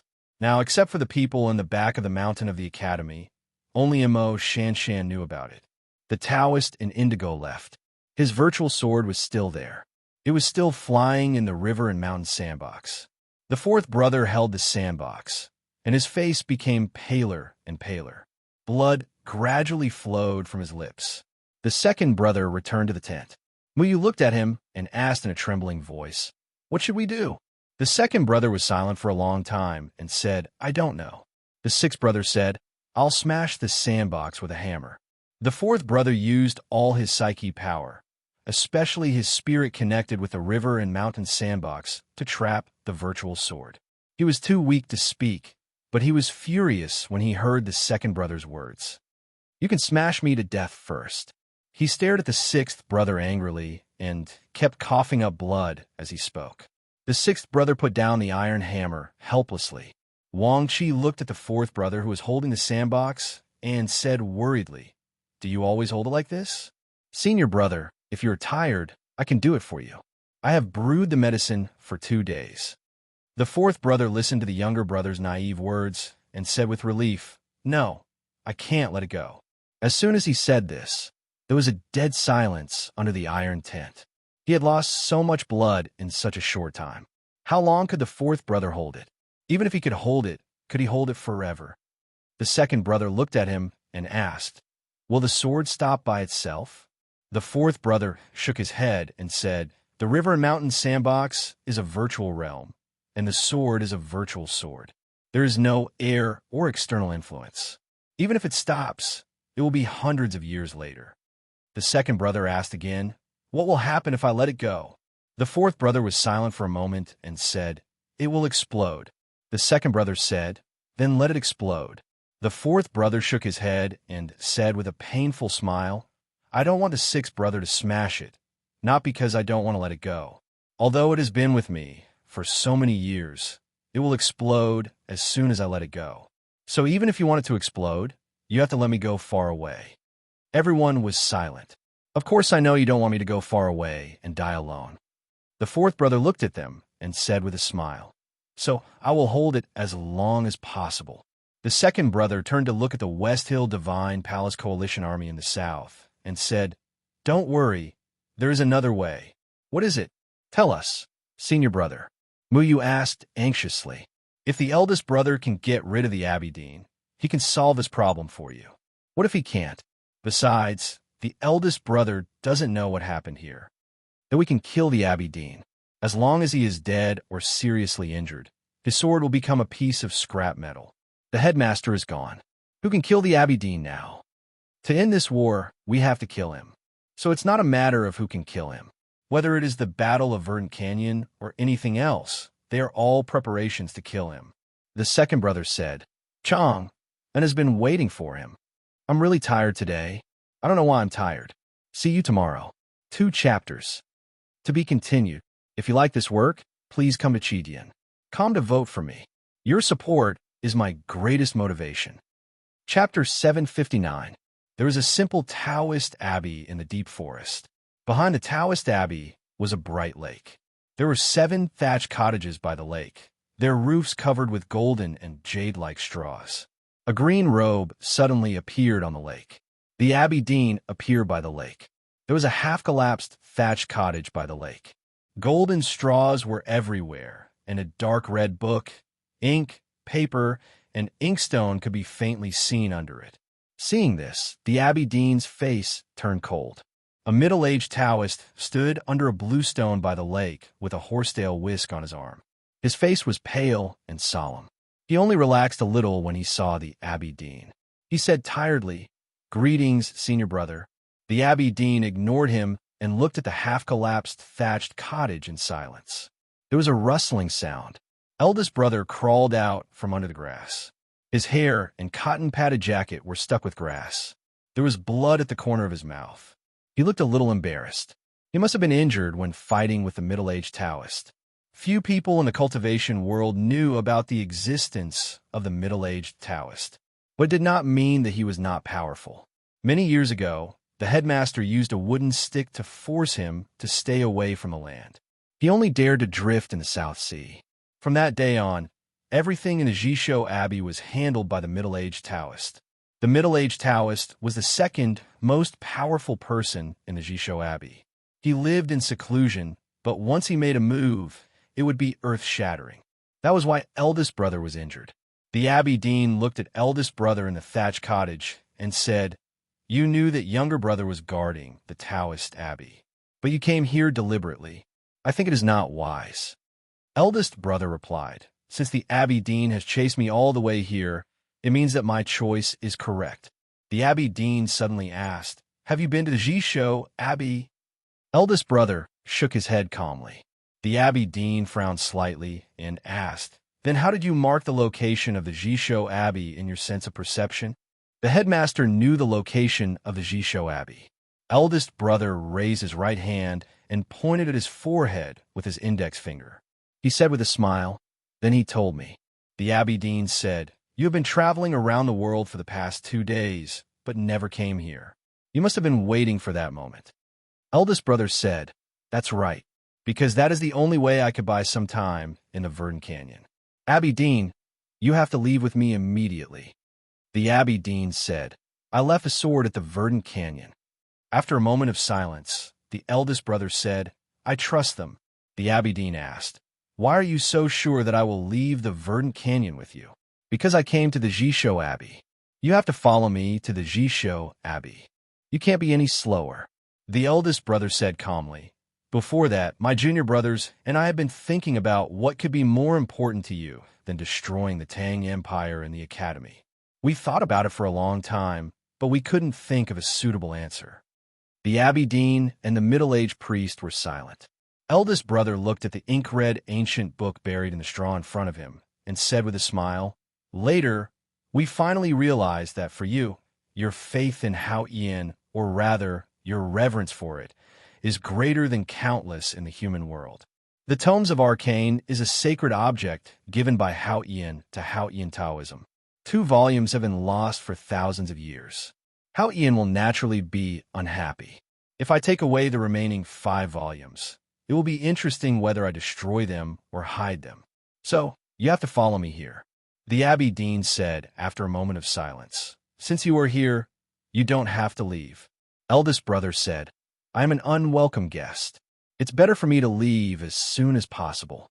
The Abbey Dean looked at him and said calmly, "The rain doesn't keep the guest, but I am here to keep the guest. You have to know that this is the Jisho Abbey, not the back of the mountain of the Academy. You risked your life to come here. What's the difference between you and a bird walking into a trap?" The meaning of this sentence was clear. It was not a threat, but a calm and simple explanation. No one would doubt that in the unknown place, the Jisho Abbey was the simplest. However, Haotian Taoism ruled the world. As the existence above the clouds of Haotian Taoism, the Jisho Abbey must have very powerful, or even unimaginably powerful means. Eldest brother was very clear about this, but he looked calm. Since he dared to come, he had already prepared his means. The Abbey Dean waved his sleeves, and clouds came out. Between the green mountains and the lake, the aura of heaven and earth suddenly closed. The clear and beautiful autumn sun could not fall. The autumn wind could only pass through the ruined forest behind the Taoist Abbey, but could not pass through the walls of the Taoist Abbey. The big array of the Jisho Abbey was activated. The Taoist Abbey became an independent existence in the Haotian world, but closely related to the Haotian world. No one could leave this small world, not even the limitless state, because the aura of heaven and earth in the Jisho Abbey had been completely separated from the aura of heaven and earth around. If eldest brother wanted to leave with the limitless state, he would run into the dense boundary. But he still left, leaving leisurely. His cotton-padded jacket fluttered, and eldest brother's figure suddenly faded and disappeared in the autumn wind by the lake. There was dead silence by the lake. The Abbey Dean looked at the middle-aged Taoist with a cold expression. In these years, the Jisho Abbey had been managed by the middle-aged Taoist. Long Qing could escape from the Taoist Abbey because he followed the Abbey Dean's wishes and deliberately indulged himself. But what was going on now? The middle-aged Taoist's expression became a little gloomy. He sighed and said, "He came back." The Abbey Dean flicked his sleeves and disappeared into the void, leaving 2 extremely cold words. Unfilial son. No one knew what had happened in the Jisho Abbey. The field in front of the Verdant Canyon was quiet. The West Hill Divine Palace Coalition Army had sounded the gongs to retreat. Today, the Divine Hall was about to win a decisive victory. No one had expected that eldest brother of the Academy would appear on the battlefield and turn the whole situation around with a string and a stick. Although the Abbey Dean's appearance had injected confidence and fanaticism into the West Hill Divine Palace Coalition Army, unexpectedly, the Abbey Dean had disappeared. There seemed to be no change in front of the Verdant Canyon. The Coalition Army had suffered a series of setbacks. Their own strength was not the main thing. The key was the burning Divine Chariot, the cavalry corpses all over the ground, and the unbreakable exit of the Verdant Canyon, which made the soldiers' morale abnormally low. Although they were not desperate, they began to feel tired. Now that the great divine priest of revelation was seriously injured, and the divine chariot was burned and blown into countless flying ashes by the autumn wind, the morale of the army was gradually unstable. Yi Hongyu immediately decided to withdraw the troops in advance. It was still early. The night gradually fell. The porridge pot under the iron canopy at the exit of the verdant canyon was only left with the bottom of the pot. The fragrance of porridge had already spread to the field, without a trace left. The people of the academy were very quiet, which was completely different from last night when they were high-spirited, talking and killing people. Although only 2 days had passed, they were already very tired. Fourth brother held the river and mountain sandbox and coughed from time to time. The front of the academy uniform was full of mottled bloodstains. Wang Qi squatted beside him with a medicine bowl and was thinking of ways to feed a medicine. Beigong Weiyang and Shimen Buhua were injured by the teachings. Fortunately, they took medicine in time and were treated by eldest brother. Their injuries had stabilized, and their spirits were much better. In fact, second brother was the most tired person. His expression was still so calm, and his sitting posture was still so upright. But everyone could imagine how tired he was at this time. Go to bed early. Second brother looked at the coalition tents in the southern field. Looking at the dense lights that were even brighter than the stars in the sky, he said after a moment of silence, "Tomorrow should be more difficult." The younger brothers and sisters responded, but no one went to sleep. They still sat around fourth brother. At this time, the virtual sword left by the Abbey Dean was still flying in the river and mountain sandbox. Fourth brother had to use his own psyche power to launch the river and mountain sandbox to trap the virtual sword in the yellow sand. He could not put down the sandbox, nor could he rest. He could only endure the pain. No one knew how long he would last, or whether he could make it to the end. Second brother walked behind him and sat down. Since he came to the verdant canyon, he had not taken off his armor. Therefore, when he sat down, the sound of the iron armor hitting against each other was extremely clear, firm, and stern. Just like what he said later. It's always easier to lean on each other. Fourth brother smiled slightly, leaned back tiredly, and then slowly closed his eyes. Second brother passed the iron sword from his shoulder to the back and put it under his forearm. There was a bright moon in the night sky. The moon was relatively dark, so the stars in the night sky could be seen clearly. Yi Hongyu looked at the night sky quietly, with no expression on her face. The great divine priest of revelation had been sent back to the West Hill Divine Palace, but no one knew if he could survive. If Mr. First Rod was aimed at her, how should she deal with it? She thought for a long time and finally came to the conclusion that she could not deal with it. But she was not discouraged, nor did she feel defeated. She had never been that kind of person. She was never the most powerful person. But it turned out that she could always defeat enemies who were stronger than her in the end. At this time, she was thinking more about something else. The more she thought about it, the more she frowned. She thought about it for a whole night. Until dawn, the morning light gradually brightened, and the wilderness was covered with mist. No one knew whether it would be sunny or cloudy today. Everyone in the West Hill Divine Palace Coalition Army was waiting for one person to make a move, because only that person could defeat the iron sword in front of the verdant canyon. And everyone firmly believed that as long as that person made a move, he would definitely win. However, Lu Bai still did not make a move. Even the disciples of the sword Garrett began to feel doubtful and puzzled. Yi Hongyu looked at the quiet horse carriage with a hint of sarcasm in her eyes. She respected the sage of sword Lu Bai very much. Because of the paper sword and the letter, Lu Bai was even half a teacher to her. But she still felt that Lu Bai was a very stupid person. In her eyes, all pride and self-esteem were stupid.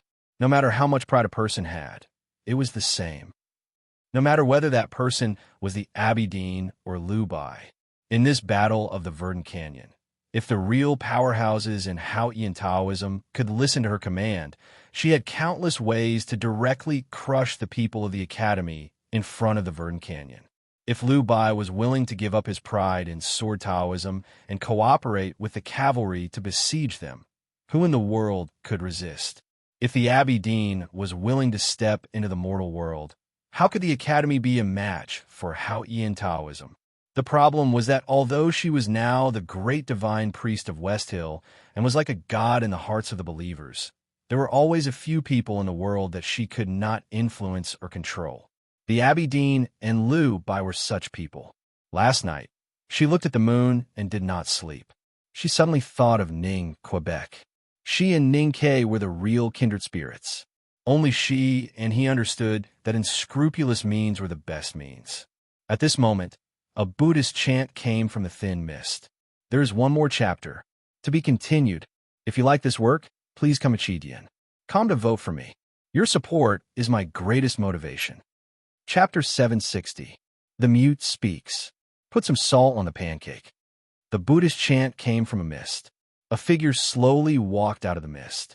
It was a man who wore plain clothes, but had his hair combed into a Taoist bun. A thin wooden sword floated above his head and quietly broke through the mist. It was Yi Su, the world wayfarer of Haotian Taoism, and his sword. Second brother slowly stood up. He and fourth brother had been sitting back to back for the whole night. He had not slept all night, so he could not hide the tiredness in his eyes. Hearing the Buddhist chant from a mist, the people of the academy were vigilant and even a little nervous. Put more salt on the pancake. Second brother said to Mu Yu, who was baking pancakes by the stove, it seems that he has a heavy taste. It was a joke that was not funny. However, he never told jokes, so it was very funny. Everyone burst out laughing. Then there was silence. Second brother began to tell jokes, which made everyone feel a little uneasy. Yisu asked, "What is so funny?" Second brother said, "You were the only one who appeared. Of course, you are the funniest." Yisu said, "It seems that you are not surprised by my appearance." Second brother said, "The Abbey Dean came yesterday. There is no need to care about one more fly." Yisu said, "I wanted to fight with you in Chang'an." Second brother said, "If senior brother did not allow it, I would have gone to find you with my sword when you saw through the small Taoist temple in Chang'an." Yisu said, "Killing is done with a sword." Second brother raised the iron sword in his hand and said, "I will not say such nonsense as the sword is already here." Yisu asked with a smile, "Then what are you going to say?" Second brother said, "What I want to say is that you appeared at a very bad time. It is very bad for you." "Why?" Yisu stopped smiling and asked calmly. Second brother said, "I have killed hundreds of people in the past 2 days. My sword is at its peak. Liu Bai has been waiting for you to kill until you are really excited. I don't want to wait any longer." Yisu said, "Because at that time, it might be the worst time." Then he suddenly frowned and said, "Junimo, you are in a bad state now." Second brother's answer was calm and serious. "I haven't slept for a whole night. Naturally, I'm not feeling well." Yisu said, "Do you want to sleep for a while?" Second brother said, "No need." Yisu raised his brows and asked why. Second brother said, "Because you are not Liu Bai yet. You're not Liu Bai. You may become Liu Bai, but you are not Liu Bai yet. Even if I don't sleep for the whole night, I have the confidence to defeat you."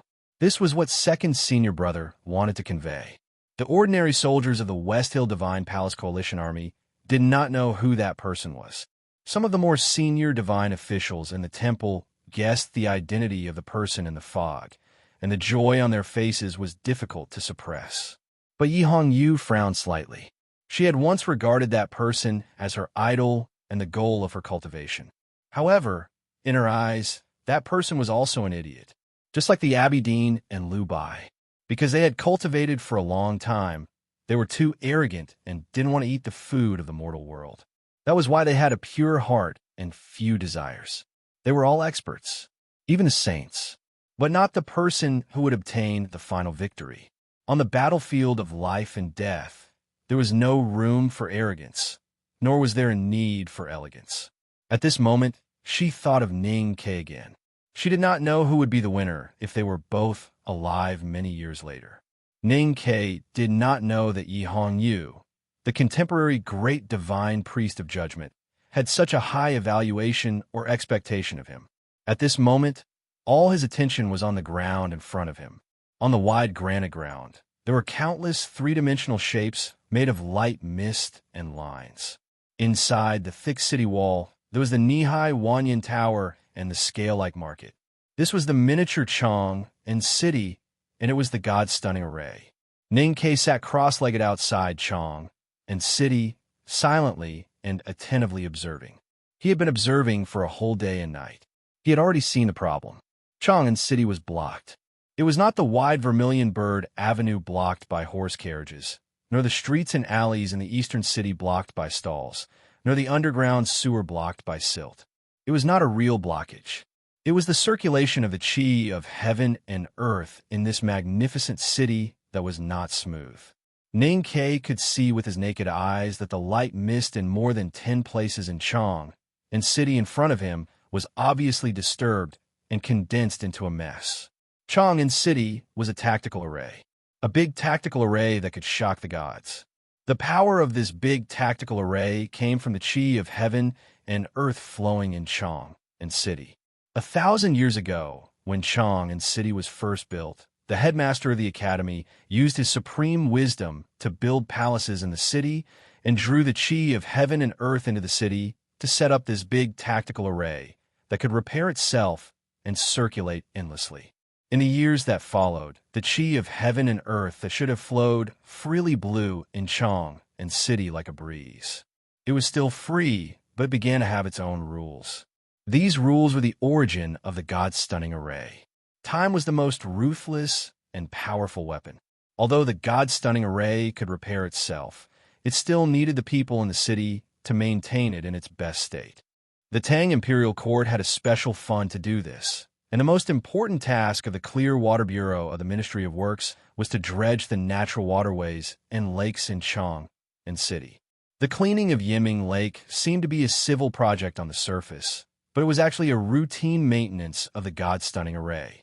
But of course, the god-stunning array would not lose its power just because of some changes in buildings or terrain.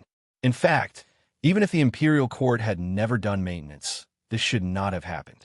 Ning-Ke got up and walked into Chong and city that was condensed by the light mist. He crossed Yinming Mountain and came to the knee-high Imperial City. He bent down and grabbed the array pestle that was stuck in the ground and pulled it out. With this action, Chong and city on the granite ground gradually turned into a thick light mist. Then it condensed into a water-like light liquid and slowly seeped down along the carvings on the ground. The array pestle in his hand gradually darkened, and the complicated patterns and the pestle body merged into one. Ning-Ke left the palace and came to the city wall. He looked at Chong and city under the city wall and was silent for a long time. The chaos in Chong and city had subsided, and life gradually returned to normal. There were more and more horse carriages on the streets. The pedestrians looked calm, but most of them were in a hurry. The Tang Empire had been fully mobilized, and the Tangs were focused on doing their own things. They knew very well that this was the best way to support the soldiers who were fighting in the front line. Ning-Ke had not slept for a long time. He was very tired and his eyes were a little dry. He closed his eyes and began to feel the city. He seemed to see the calm and determined hearts of the Tangs. At the same time, he saw more than 10 blockages in the aura of heaven and earth. When all the Tangs regained their confidence and courage, he saw the crisis of Chong and city. He was anxious. He could not sleep at night. This chapter is 2,000. So, the 2 chapters tomorrow will be 7,000. To be continued.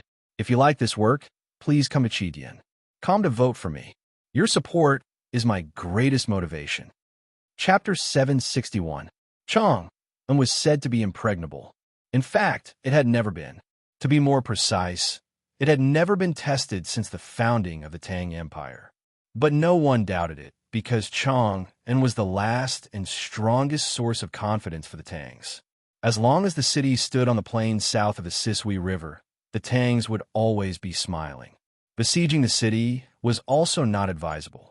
As long as Chong and was still there, the resistance of the Tang Empire, especially the areas near the capital, would not stop. The Tang's spirit of resistance and determination to fight to the last moment would continue. For the Tangs, Chong and would never fall was a psychological stereotype. It was almost a truth and did not need a reason. Not many people knew that the fundamental reason was a big array called the God-Stunning Array. That was a fact only those who stood at the top of the cultivation world knew. Now, there was a problem with the God-stunning array, and Chang, and was not as indestructible as it had been for 1,000 years. What if an army came and powerful cultivators entered the city? Only a few people knew about this problem, including Ning Quebec, looking down at the densely packed residences and streets that extended in all directions. His brows were filled with exhaustion and worry. He held a charcoal pen and kept drawing on the map. Looking at the places in the city that were blocked, he thought about ways to repair or unblock them. But the more he thought, the more he looked terrible. Third Sister had given him 7 days. Now more than 2 days had passed, but he had not come up with a good solution. Instead, he noticed that the situation of the big array was getting worse. Starting from the Daming Palace outside the North City, the dark water hidden in the autumn forest flowed out of the curved mountain, converged at the lake, past the Southern Gate Temple, past the Wanyan Tower, entered the Vermilion Bird Avenue, and came out from the South Gate of Chong, and all the blockages happened on this dark line. In a God-stunning array, this dark line was very important. It was called breath, and it was the key passage for the cycle of life and death. He had long discovered and removed the tricks that Haotian Taoism did at the bottom of the small building in the palace. But the interference of the God-stunning array was irreversible. As time went by, it became worse and worse. He thought for a long time, but still could not come up with a solution. If the blockage had been a natural landscape or a constructed street, it wouldn't have been much of a problem. Given the Great Tang's formidable administrative and mobilization abilities, even a small mountain would be hollowed out in 7 days. The problem was that the method of the Tao sect was directly used in the array pivot under the small building, causing the operation of the chi of heaven and earth in the array to be disturbed. Several chi holes were blocked, directly affecting the entire array. At this moment, the south gate under his feet was affected the most. Ning Ke did not understand how Ming Shi could enter the small building without the array eye pestle. He also could not understand how Haotian Taoism could calculate the God-stunning array so clearly. Now that he thought about it, he could only say that the Tao sect had made ample preparations for this moment. Haotian Taoism had prepared for thousands of years and gathered the wisdom and ability of countless Haotian Taoism sages. Even though they were not as good as the headmaster and could not directly destroy the God-stunning array, they still successfully interfered with the operation of the God-stunning array. It was extremely tough and irreversible. Ning Ke had eliminated all the sources of interference that Haotian Taoism had placed in Chong, but he could not repair the blockage of the array, because it would require an unimaginable amount of chi of heaven and earth. In fact, this level of damage or interference could be repaired by the God-stunning array itself, but it would take a long time, 2 or 3 years. In times of peace, this was not a big deal. The problem was that now was the time of the world war against the Tang Empire. The enemy would not give the Tangs such a long time. If the headmaster had not ascended to heaven, this would be a very simple matter. He only needed to wave his sleeves to summon the chi of heaven and earth from the continent and under the sea of clouds to Chang'an. But the headmaster no longer existed in the world. In today's world, no one could use such a method. In that case, was there really no way to repair this formation? Would Chang be opened? The array eye pestle was in Ning Ke's arms. It was as hard as a stone, which made him feel a little flustered. This city was left to him by the headmaster, and the array eye pestle was left to him by Master Yin Sei and His Majesty. This meant that protecting Chang and the Tang Empire was an inescapable responsibility. This was the supreme glory, but also the heaviest burden in the world. But the most ridiculous thing was that Ning Ke was not an array tactical master. Master Yin Sei once said that the array was a big talisman, and the talisman was a small array. There had always been a saying in the cultivation world that an array tactical master might not be able to become a talisman master, but a talisman master must be a very good array tactical master. Ning Ke was a very talented talisman master, but for some reason, his talent in array tactical was terrible. When he first entered the back mountain of the academy, he helped Seventh Sister set up the array for many days, but he did not make any progress. These years, he studied hard to control the god-stunning array, but he also did not make any progress. Now that fourth brother and seventh sister were not in the academy, he did not know where to ask. So he became more and more anxious, and his shoulders were about to collapse from the heavy burden. The autumn wind blew on his face, making him feel cold. After a moment of silence, he walked down the city wall. The south gate of Chang, and facing the Vermilion Bird Avenue, had been heavily guarded since the war began. At his request, the imperial court transferred all the last Yulin royal guards in the city here. More than 100 Yulin royal guards in shiny armor were waiting in the side street with serious expressions, and the atmosphere was even more solemn. Dozens of members of the Fish Dragon Gang in indigo clothes were vigilantly watching people entering and leaving the city under the eaves. The troops around Chang and had been transferred to the northern borderline, leaving the city defenseless. The imperial court was forced to use the power of the people. The sergeants of the city defense department carefully checked the teams entering and leaving the city, and each document was checked by 3 people in turn to ensure that there were no spies or contraband. This kind of inspection was very complicated, and the workload was very heavy. Fortunately, there were very few people entering and leaving Chang, and at this time, only the endless supply of grain caravans occupied the official road outside the city. These were all the grain transported from various states and counties. The Tang Empire was ready for Chang and to be besieged. But no one began to prepare for Chang and to be breached, not even psychologically prepared. Looking at this scene, Ning Kei's mood became heavier. At this moment, a woman walked out of the city gate.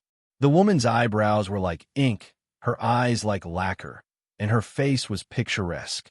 Her lips were a little thin, and they were calmly closed. On her white face, it was like a winter sweet in the snow. Her straight black hair was scattered on her shoulders, no longer like a waterfall in the past, but like a beautiful brush stroke. Ning Kei looked at her quietly and suddenly looked up to the sky. The late autumn sky was high and distant and extremely light. He suddenly felt that Hao Qian, no, it should be the teacher in heaven, felt his anxiety and uneasiness at this time. So he sent her Chang to him. Then he withdrew his gaze from the sky, looked at the picturesque woman, and smiled. "Why did you come to Chang'an?" "I wanted to come, so I came." Mo Shanshan replied with a smile, and her white cotton dress was slightly blown by the autumn wind passing through the city gate. Ning Kei thought of a question and said, "Black Ink Garden." Mo Shanshan knew what he was going to ask, and before he finished, she said calmly, "I have left." Ning Kei did not expect to hear this answer, but in fact, he knew that this was the only answer. If Mo Shanshan did not want to implicate Black Ink Garden, her teacher and fellow disciples, and even the Great River Kingdom, then she had to break away from the sect to come to Chang and stand against the West Hill Divine Palace. After a moment of silence, he reached out his right hand and invited her to enter the city. Ning Kei and Mo Shanshan walked in Chang. They walked side by side again, just like in the past. But in fact, it was not like before. The two came to the front of the palace and came to the bridge of the past. They looked at the same vermilion palace wall, but there was no snowflake flying in the sky, only yellow ginkgo leaves covering the ground. "I don't have time, or we could travel together again." Ning Kei reached out to the water outside the bridge and caught a falling ginkgo leaf in the air. He said, "This is the 4th blockage. Feel the aura of heaven and earth directly under the arrow tower." Mo Shanshan closed her eyes, and her sparse and long eyelashes trembled slightly on her white skin. After a moment, she opened her eyes, and the emotions in her eyes were a little complicated, shocked, and uneasy. What a powerful tactical array. Ning Kei withdrew his hand, and the ginkgo leaf fell into the moat under the bridge. The river flowed very slowly, and at this time the surface of the river was already full of beautiful yellow leaves. With the addition of this leaf, no change could be seen at all. He looked at the yellow leaves on the moat and said, "It is because it is powerful that it is troublesome. Now that it has been blocked by Hao-Ian Taoism, to unblock it, we need more qi of heaven and earth." After thinking for a moment, Emo Shanshan shook her head and said, "No one can summon such a large amount of chi of heaven and earth, and no one can set up a tactical array that can repair this big tactical array." Ning Ke asked, "Can we use talismans?" Emo Shanshan said, "If the tactical array is a talisman, then this big tactical array is the most powerful talisman I have ever seen in my life. It can even be said to be a real divine talisman." Ning Ke understood what she meant. Chang and was a huge city, and the wisdom of the headmaster of academy was a steep mountain that was difficult to climb. How Ian Taoism's method seemed simple, but the use of these 2 points was secretly in accordance with the law of nature. He said, "I hope you can solve this problem."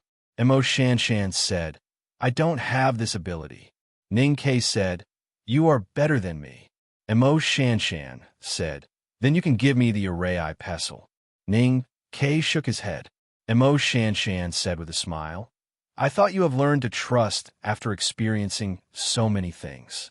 Ning Ke thought of the dark-skinned girl on the Sisui River, whose feet were as white as snow lotuses, the one who stepped on the light and lived in the dark. He said, "I am sorry, except for the academy. Even if San Yang came back to life, I still can't trust her completely." Emo Shanshan asked, "Who is Li San Yang?" Ning Ke said, "My mother." Emo Shanshan said after a moment of silence, "I am sorry." Longqing also enthusiastically recommended Bean's new book, Ascending Evil. "I really don't understand the title of this book. Moving Mountains is so wonderful. I'm guessing that it's about immortal ascension and then changing immortal into something else. Anyway, I'm enthusiastically recommending it. The quality is guaranteed." The book number is 2572738. Also, Shanshan celebrated her birthday a few days ago. I just happened to stop updating on that day. Haha, there's one more chapter today. Also, I won't be resting tomorrow on Saturday. To be continued. If you like this work, please come to vote for me. Your support is my greatest motivation. Chapter 762. The ginkgo leaves fell all over the ground, just like those words. The two stood on the bridge and were silent for a while. Ning Ke said, "You are eldest brother's sworn sister and my friend. The master of calligrapher asked you to leave Mogan Mountain because he knows that helping the Tang Empire is helping the big river. No matter what, you have to work hard." Emo Shanshan was a little confused and asked, "What are you going to do?" "I'm going to have a good sleep." Ning Ke said, "I am not eldest brother or second brother. I will die if I don't sleep. I want to vomit after looking at this city for 2 days. I need to relax." Emo Shanshan said, "Then go rest. But please don't feel frustrated and run away. Think about why you sat by the lake for half a day when Monk Guan Hai challenged you." Ning Ke recalled the past and smiled. Next, he drew a very detailed map for Emo Shanshan and explained the God-stunning array. Then he irresponsibly left her and walked to Spring Breeze Pavilion in the eastern city. He did not really go to sleep, nor did he go to Yiming Lake in a daze. The court had just calmed down, and Liu was still under house arrest in the Princess Mansion. Many ministers were still against Ning Ke and even strongly disliked him, so he could not be too close to the palace. Now he needed to know the arrangements of the court and communicate with the Empress through the Chow Mansion in Spring Breeze Pavilion. In the Chow Mansion, he received the latest military orders and military intelligence from various states. Looking at the military intelligence briefs, his expression became serious. The Southern Battlefront Army was still on the way. The Western Army in the Yueluan Kingdom in the Pamir Mountains had not reported back yet. The Northern Battlefront Army, shouldering the most difficult task, was struggling under the attack of the cavalry of the Golden Palace. Even though the Northern Battlefront Army's numbers were reduced, it was not easy to reverse the situation. Now the most troublesome situation was the war in the East and South, especially in the South. The West Hill Divine Palace led hundreds of thousands of troops north from Qinghe Prefecture, sitting in Chang, and Ning Ke seemed to be able to see the scene of flags waving all over the sky. He could not imagine what he would do if they attacked Chang, and his senior brothers and sisters in the back mountain should be in the Verdant Canyon now. Were they all right? Would they be able to hold on? How many days could they hold on? At this moment, the prefectural magistrate of Chang, Shangguan Yangyu and Chi 4 came to the Chao mansion. Ning Ke wanted to see them. The chaos in Chong and has been quelled so quickly. Your Excellency, you have done a great job. Ning Ke looked at the wretched prefectural magistrate and said sincerely. Old Master Chao passed by the door with a cat in his arms. Hearing this, he looked at Shangguan Yangyu, who was bending down, and said, "This lord likes to be humble." Ning Ke said with a smile, "You're right." He waved at Old Master Chao, rubbed the cat's belly, and left. Shangguan Yangyu said charmingly, "Not at all. It's all thanks to Her Majesty and Mr. 13th's good command." Ning Ke said, "At that time, the Empress and I were still outside the city. How could we command you?" Shangguan Yangyu said seriously, "When the person is gone, the righteousness lives on. I can feel it." Ning Ke waved his hand and said, "Forget it. I'm not a grand secretary, and I'm not used to hearing such words. There are few officials in the Tang officialdom who would speak like you. Let's save some time and get straight to the point." Shangguan Yangyu cleared his throat and said directly, "He Mingqi should have escaped from the Dongyang Gate. The City Gate Department is investigating internally and has arrested more than a dozen suspects. The Imperial Center Administration and the Southern Gate Temple have become much more well-behaved.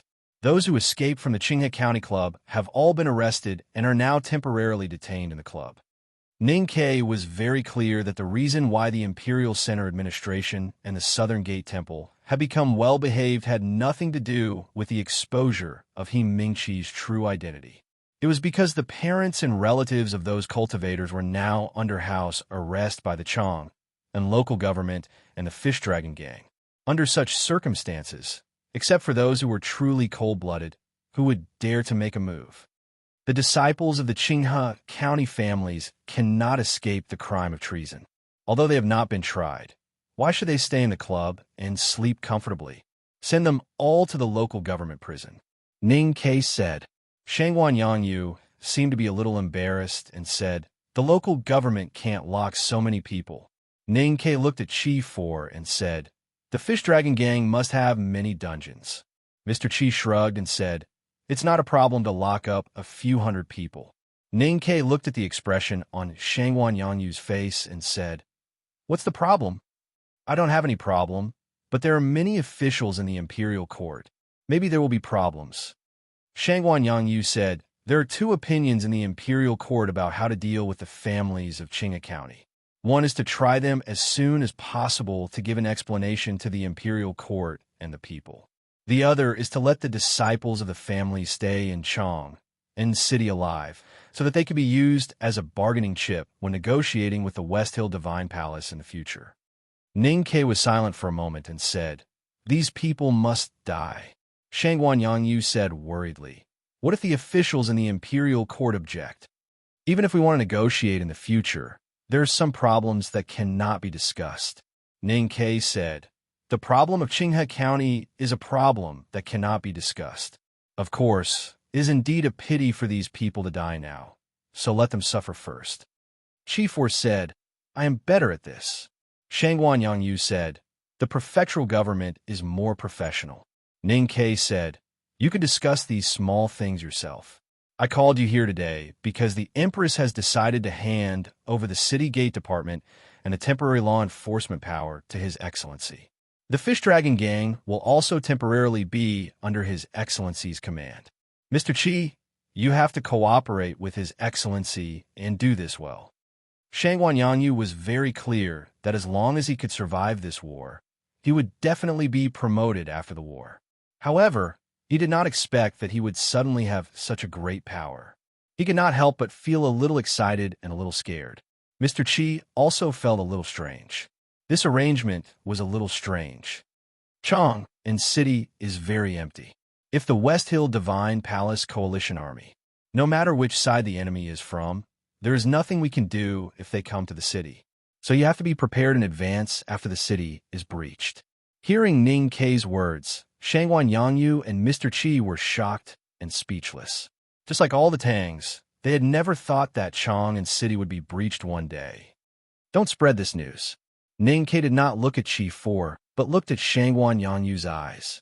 That pair of wretched, triangular eyes flashed with a complicated look. Ninkei looked at him and said calmly, "If something goes wrong, there will be no Shangguan in the world." He said he wanted to rest, but how could he rest? How could he sleep with such a heavy stone in his heart? Ninkei walked along the Vermilion Bird Avenue to the south gate. He felt the subtle changes in the aura of heaven and earth and observed the blocked areas along the way. He looked more and more tired, and his footsteps became heavier. When he came to the city wall, he looked at the top of the city wall. The city wall of Chang and was as high as a cliff. Standing on the ground, it was difficult to see the picture at the top. His eyesight was far sharper than that of ordinary people, so he could see the girl in the white cotton dress. She was looking at Chang and city and thinking hard. Just like him before, Ninkei thanked her silently. She can recognize the stone array tactics. This girl is indeed more talented than you in tactical arrays. But since the teacher has handed Chang and city to you, I think you need to figure it out yourself. A little girl walked to his side and looked up at the city wall. The little girl was about 12 or 13 years old. Her black ponytails swayed at her waist. She looked young and cute, but her tone was calm, gentle, and mature. It was not inappropriate to call Imo Shanshan a little girl. She was the current leader of the Devil's Doctrine, so she was qualified to call the calligraphy addict a little girl. "Senior sister, I really can't think of any way," Ning Kei said. Yu Yin looked at him and said, "So you have already started to plan to break the city." Ning Kei said, "I don't think about winning, but about losing first. This is my habit." Yu Yin said, "If it is a normal time, this is not a problem. But the situation now is that the Tang Empire will lose, so we must only think about winning, not about losing." Ning Kei did not understand. Yu Yin said, "We can only think about how to win, but not how to face failure. But if failure is destined, how can we win? Then we have to win before we lose." Yu Yin said, "The final result of a war depends on many aspects. Maybe Second Brother can't defend the Verdant Canyon. Maybe the Northern Battlefront Army will be defeated by the Golden Tribe. Maybe Chang and will be broken. But as long as we can win in one aspect before these failures come, we can prevent these failures from happening." Ning Kei understood and said, "The most important thing is to win." "Yes," Yu Yin said. "In your opinion, what will be the outcome of this war?" Ning Kei was very clear that the Tang Empire had suffered a series of setbacks at the beginning of the war. The gap between the two sides had widened. Even if the Verdant Canyon could be defended and the God-stunning array could be repaired, it would still be difficult to change the final outcome. "We will probably still lose," he said, "but I believe that when the Tang Empire is destroyed, there will not be many countries left in the world. Yes, this is the truth that everyone in the world can understand. The royal families and the generals of the various countries are stupid, but they should be able to understand this." Yu Yin said, "The Tang Empire and the Academy have begun to show their power. People are dying everywhere. I believe the Yulin Kingdom is in a miserable state in Chaoyang City. The Yin Kingdom has also crippled itself. Who would want to die with the Tang Empire?" Ning Kei said, "I heard that the Emperor of the South Jin Kingdom is a little crazy because of the death of his son." Yu Yin said, "If the Emperor wants to drag the entire South Jin Kingdom into the swamp of madness, the royal family and the generals will come out to stop him. Because there are more people who are not crazy. Only the West Hill Divine Palace wants to destroy the Tang Empire at all costs." She continued, "Xiong Chumo has been crippled. The Divine Hall of Revelation and the Hall of Judgment will be seriously injured or even killed after the Battle of the Verdant Canyon. What else does the Divine Hall have?" Ning Kei was deep in thought. "A few days ago, eldest brother and I have been thinking about a problem. How to win in a certain defeat, at least a temporary victory and a temporary peace. Until we figured it out." Yu Lian looked at him and said, "Kill the Abbey Dean and this war will end." Ning Kei did not know what to say. This inference was correct. If the Abbey Dean of the Jisho Abbey was killed by the Academy, the West Hill Divine Palace would suffer a great loss, and its influence on the countries in the secular world would be weakened. Then, which country would be willing to be destroyed with the Tang Empire? More importantly, if the Abbey Dean died, Taoism would no longer have any restraints on the sword garret and Liu Bai. However, the problem was the Abbey Dean was the most powerful and unfathomable powerhouse in the world after the headmaster of the academy ascended to heaven. The difficulty of killing him was not much different from the Tang Empire winning this tragic war. Ninkei looked at her and said, "Senior sister, did you stay in Chang and not go to the Verdant Canyon because of this?"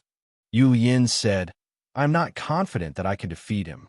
The Abbey Dean is more powerful than you and most people in the world can imagine. He is even more powerful than we can imagine." Ninkei knew that eldest brother was competing with the Abbey Dean in the distanceless state. In his impression, the Abbey Dean was not worthy of his senior sister's description, no matter how powerful he was. Yu Yin said, "You will know when the Abbey Dean makes his move." Ninkei said, "What can I do?" Yu Yin said, "Repair the city." Ninkei finally completely understood what eldest brother and third sister meant. If Chang'an was destroyed, it would be a failure. If the academy could kill the Abbey Dean of the Jishou Abbey before Chang'an was destroyed, it would be a victory. When eldest brother brought the Abbey Dean to Chang'an, and he needed to repair at least a part of the city, the part where he killed people. If he could not do that, he would not need to repair the city anymore. This was the last light of night before dawn. It could also be the last step before the abyss. Ninkei felt more and more stressed, so much so that he had difficulty breathing. At night, Mo Shanshan stood by the city wall. Her cheeks were slightly red from the cold autumn wind. She crossed her arms and looked at the lights in front of her. Suddenly, she understood something, but the divine light disappeared immediately.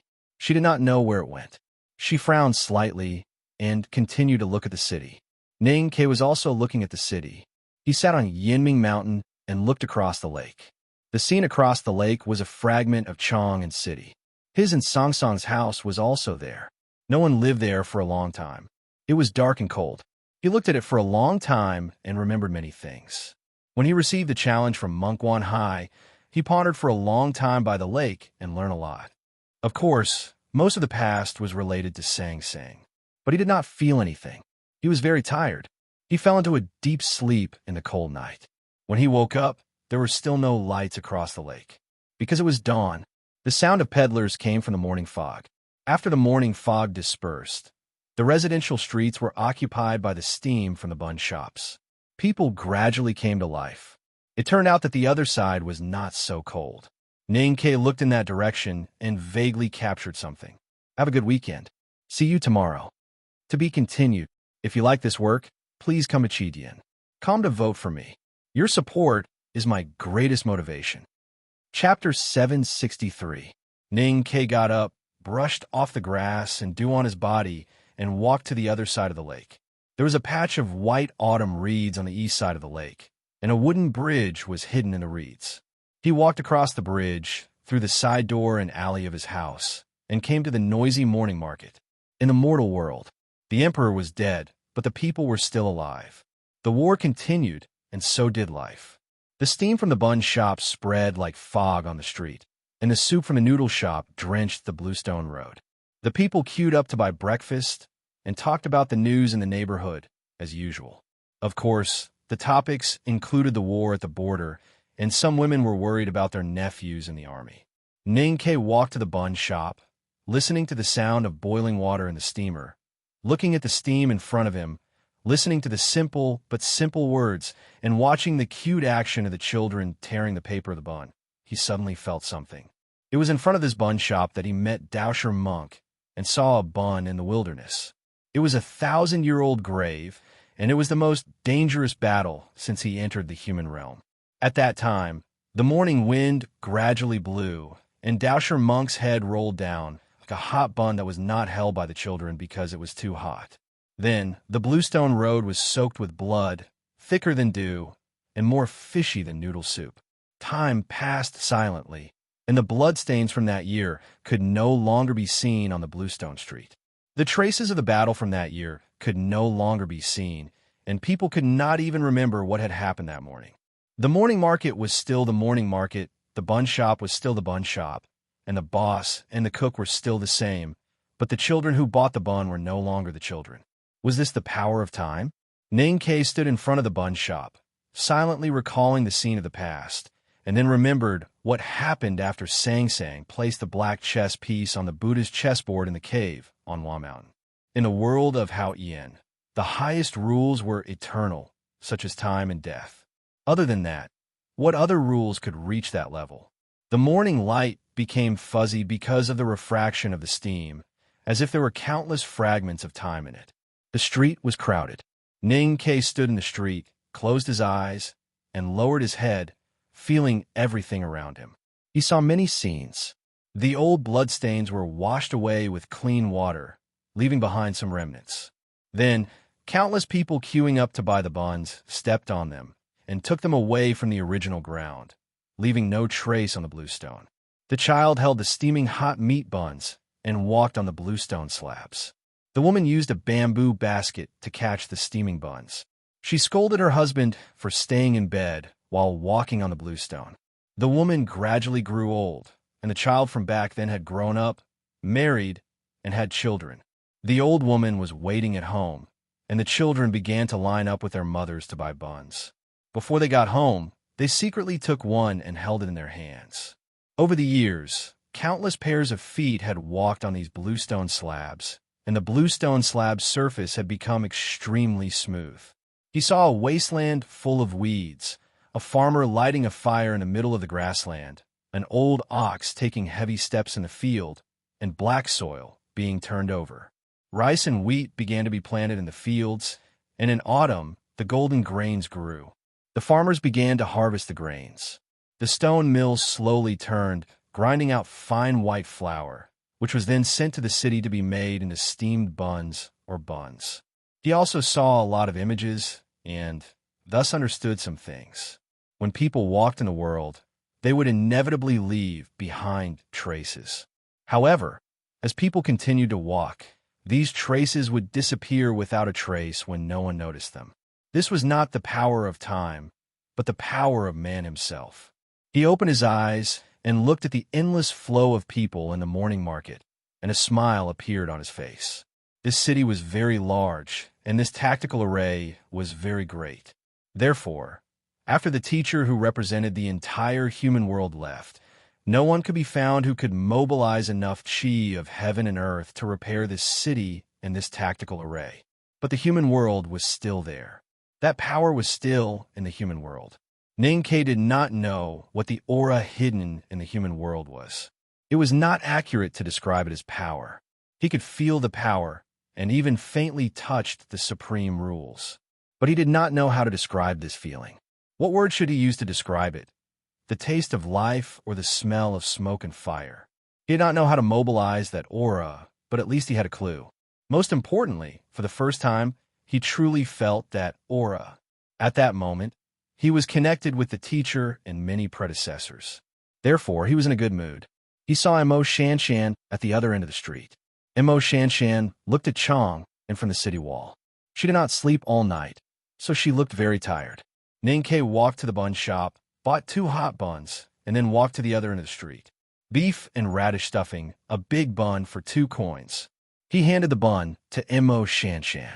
Mo Shanshan took the bun with both hands. Her hands were a little small, and the cotton dress was a little loose. The cuffs covered half of her palms. The bun was very big, and she had to hold it with both hands.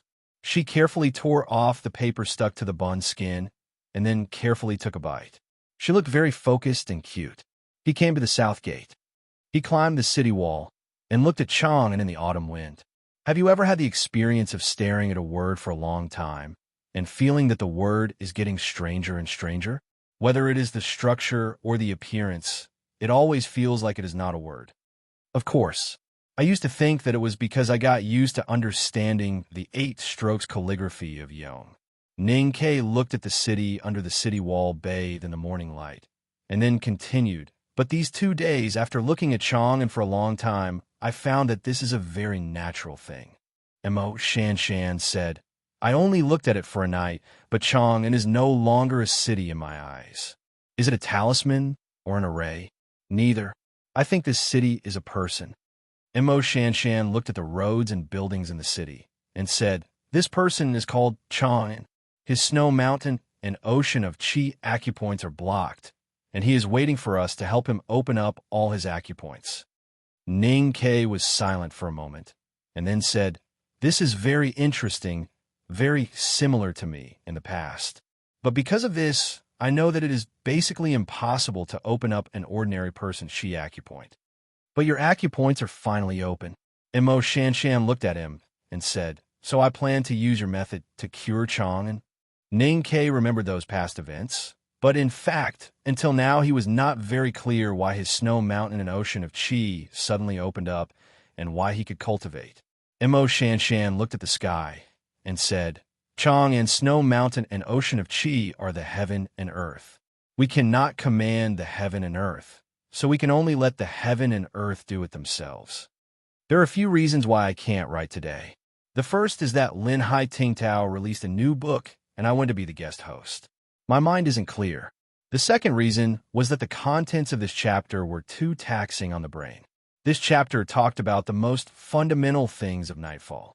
Most importantly, in the following scenes, second senior brother would start to stir up trouble.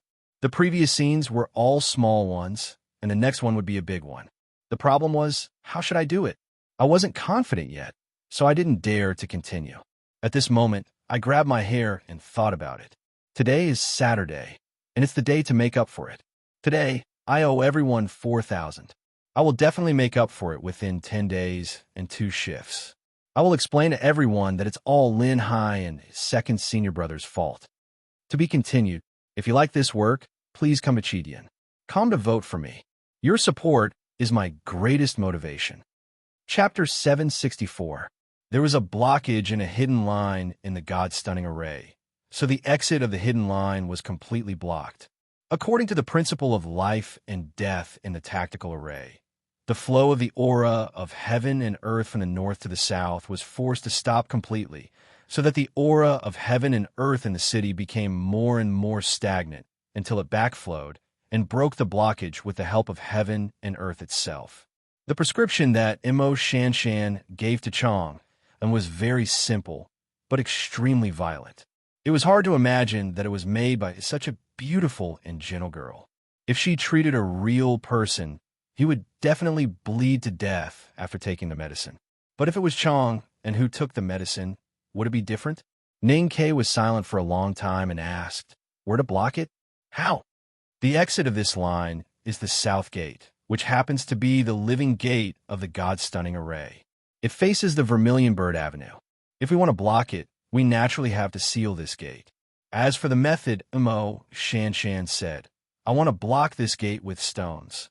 Using stones to block the gate sounded fine, but Ning Ke knew that the physical blockage was meaningless to the flow of the aura of heaven and earth in Chang'an. So he immediately understood what she meant. He thought of the countless stones at the bottom of the Daming Lake outside the front gate of the Devil's Doctrine and the tactical array named Stone Array Tactics. "Are you confident?" he asked. Mo Shanshan shook her head and said, "No, but I can't think of any other way. You told me that the last way is the best way, so I want to try." This was indeed what Ning Ke often said. He thought for a while and said, "Although it is a little risky, it seems to be a little interesting." Time was pressing. The project of sealing the south gate of Vermilion Bird had to be carried out immediately. Ning Ke asked the Azure Dragon Gang under the gate to inform Spring Breeze Pavilion, and then informed the palace of this arrangement. The administrative ability of the Imperial Court of the Tang Empire was perfectly demonstrated in the next few hours.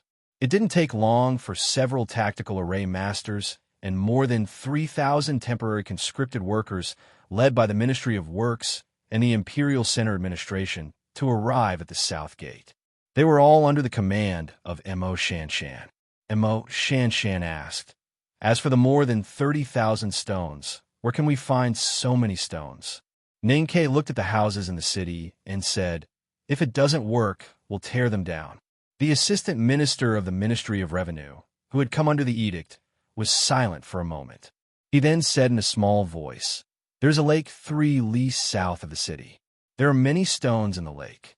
In the past, when the manors of the princes and dukes built their manors, without waiting for him to finish his words, Ning Ke said, "Since there are lake stones, that would be the best. If you have any ideas, why don't you tell Miss Mo directly? Now is not the time for pleasantries." The assistant minister of the Ministry of Revenue agreed. Mo Shanshan asked again, "I need a few hundred heavy rocks that weigh more than 10,000 kilograms. Can you move them?" The assistant minister of Revenue said, "The equipment in the Ministry of Work storeroom is being transported here. Not to mention 10,000 caddies. Even 100,000 caddies of heavy stone can be taken out of the lake and transported to the south gate." The imperial court decreed that the south gate of Chang would be closed from then on. The grain teams and people would enter and leave through the other gates. Thousands of people, technical officials from the Ministry of Revenue, and array tactical masters volunteered to come. Under Mo Shanshan's command, they began to set up tactical arrays and move giant stones. The south gate suddenly became a big construction site, and it was extremely lively. After confirming that there were no other problems, Ning Ke bid farewell to Mo Shanshan. Mo Shanshan asked in surprise, "What are you going to do?" Ning Ke said, "The last way is the best way, but it is not the last moment yet. I want to see if I can find another way." Mo Shanshan did not say anything more. She said calmly, "I wish you good luck." Ning Ke bowed and turned to leave. To enter Chang and from the south gate, one had to pass through the famous Vermilion Bird Avenue. The late autumn sky was sometimes high and sometimes gloomy. It all depended on whether there were any clouds covering the sky. When Ning Ke walked along the Vermilion Bird Avenue to the north, a cloud floated in from outside the city and blocked the sunlight from the sky. It cast a large shadow and lowered the temperature in the city. The stone statues on the Vermilion Bird Avenue also appeared much darker because of the change in the light. The autumn wind blew and there were raindrops falling. The cold autumn rain chased the pedestrians on the street to the side. Ning Ke did not leave. He still stood where he was. He reached behind him and wanted to take out the big black umbrella, but he only touched the hilt of his knife. Then he remembered that the big black umbrella was no longer with him. The big black horse and the horse carriage were also not with him. Sang Sang was also not with him. Ning Ke thought of the feeling when he and Sang Sang saw it for the first time. He thought of the old days when he was covered in blood and fell in front of it. He was silent and had very complicated feelings. When the headmaster of the academy took him and Sang Sang to the human world for the last time, they had returned to Chang'an. At that time, the Vermilion Bird appeared in the black horse carriage. The Vermilion Bird was a divine talisman in the God-stunning array. Ning Ke was the owner of the God-stunning array. Moreover, they were teacher. So at this time, although they did not speak, they seemed to have a telepathic connection. They looked at each other without words. Only emotions and thoughts echoed between him and the Vermilion Bird. "You are only at the peak of the knowing destiny state." Ning Ke looked at the Vermilion Bird painting that looked more and more lively after being wet by the rain. He thought silently in his heart, "What's the use for a powerhouse like the Abbey Dean?" Young Erxie took back the pitchfork, panting, and stood in the field to rest with it. There was a grave in front of him. The soil on it was very fresh and had just been piled up. The pig trotters on the pitchfork had been given to the refugees. Recently, he began to fight with the grassland barbarian's machete. But the pitchfork in his hand was getting sharper and sharper because he used it more often. The pitchfork was much better for digging up soil than the machete. These days, he dug many graves and buried the bodies of many of his companions. When he had enough rest, young Erxie spat and shouted to his companions not far away. Then he put the pitchfork on his shoulder and walked wearily to the forest in the west. In this wilderness, more than 2,000 new graves were built. They were very small and simple graves. The Tang army would never leave any of its companions, whether alive or dead. Even if they could not do it during the war, they would try their best to find the bodies of their companions after the war. But this was originally the territory of the Tang Empire. The soldiers were buried here, which meant that they were buried in their hometown. It was said that when His Majesty returned to Chang, and there was only a box of ashes. These dead soldiers had nothing to complain about. Not long after the war began, Qiao Shaoshu led the valiant cavalry battalion out of Chang and went straight to the eastern border to fight with the grassland cavalry. In the following days, there were constantly voluntary retired soldiers joining them. At the same time, there were also the northeast border military soldiers who had withdrawn from the Yin territory. The number of soldiers was increasing. Now the army had more than 30,000 people and was officially named the Volunteer Army by the imperial court. But because of the lack of equipment, especially war horses, they were still at a disadvantage compared to the grassland cavalry. Just yesterday, the Volunteer Army of the eastern border and the grassland cavalry had a real battle. The disadvantaged Volunteer Army won the final victory with unimaginable courage. For this, on this eastern border field, thousands of Volunteer Army paid the price with their lives. However, what made Qiao Shaoshu and the generals of the valiant cavalry battalion vigilant was that no one had ever found Prince Longqing and those fallen commanders in this fierce battle. What made them even more uneasy was that the most powerful papal cavalrymen of the Divine Hall and the grassland elites were nowhere to be found. Qiao Shaoshu looked at the forest in the west and thought of the urgent military reports sent by Pingyuan County. His face seemed to be covered with a layer of frost. He said, "They have gone to Chang'an." The volunteer army of the eastern border had fought continuously and had difficulties in providing logistical support. They were already extremely exhausted. To be able to defeat most of the grassland cavalry in the battle yesterday was already an extraordinary performance. At this time, even if they knew that Prince Longqing was heading straight for Chang and with a group of elites, they had no ability to respond, let alone intercept them in front of them. Luvi listened to Qiao Shaoshu's judgment, and his expression became extremely solemn. But he was still somewhat puzzled. He said, "Most of the barbarian cavalrymen are scattered in the eastern border. Although Longqing's subordinates are elites, it is absolutely impossible for them to attack Chang'an." This was the reason why Qiao Shaoshu's face was as cold as frost. It was obviously meaningless. Why was Longqing willing to give up so many troops just to buy time to attack Chang'an? There was only one explanation. Longqing firmly believed that when his cavalry arrived, Chang'an would definitely fall. The verdant canyon was in front of the Green Mountains. Before the Green Mountains was a plain. Most of this flat and fertile field belonged to Qinghe Prefecture, and a small part was expropriated by the military ministry. Other than the meadows, there were many fields that had been cultivated for many years. After several days of bloody battles, the autumn grass had long been covered with blood. Tens of thousands of acres of fertile land had been trampled into mud by the West Hill Divine Palace Coalition Army. Too many tragedies had happened this autumn. The farmers had fled in all directions, and the rice in the fields had not been harvested. They were powerless in the wind and looked like criminals waiting to be hanged. On the right front of the verdant canyon, there was a relatively flat rice field that had not been trampled by the cavalry. The rice in the field was densely packed and golden, looking very beautiful. Yisu was in this rice field. He walked toward the verdant canyon. The wind rose with his footsteps, and the golden ears of rice were blown in all directions. Then they bounced up like a golden ocean. Then the ocean of rice gradually parted, opening a path for him. The sea of rice had to give way because of the thin wooden sword. After Ku Haoran, Jun Mo was the proudest person in the academy. He was the legendary Mr. Second. Yisu was a Haotian Taoism genius who had seen through life and death more than 10 years ago. He was also a legendary figure. They were truly people who did not live in this world. When these two people met, who would be the stronger one? In the field in front of the Green Mountains, all eyes were on the rice field and the wooden sword. It was quiet between heaven and earth. Only the war horses neighed and kicked their hooves anxiously. For more than 2 days, the cavalrymen, who had been ready to attack at any time, got off their horses.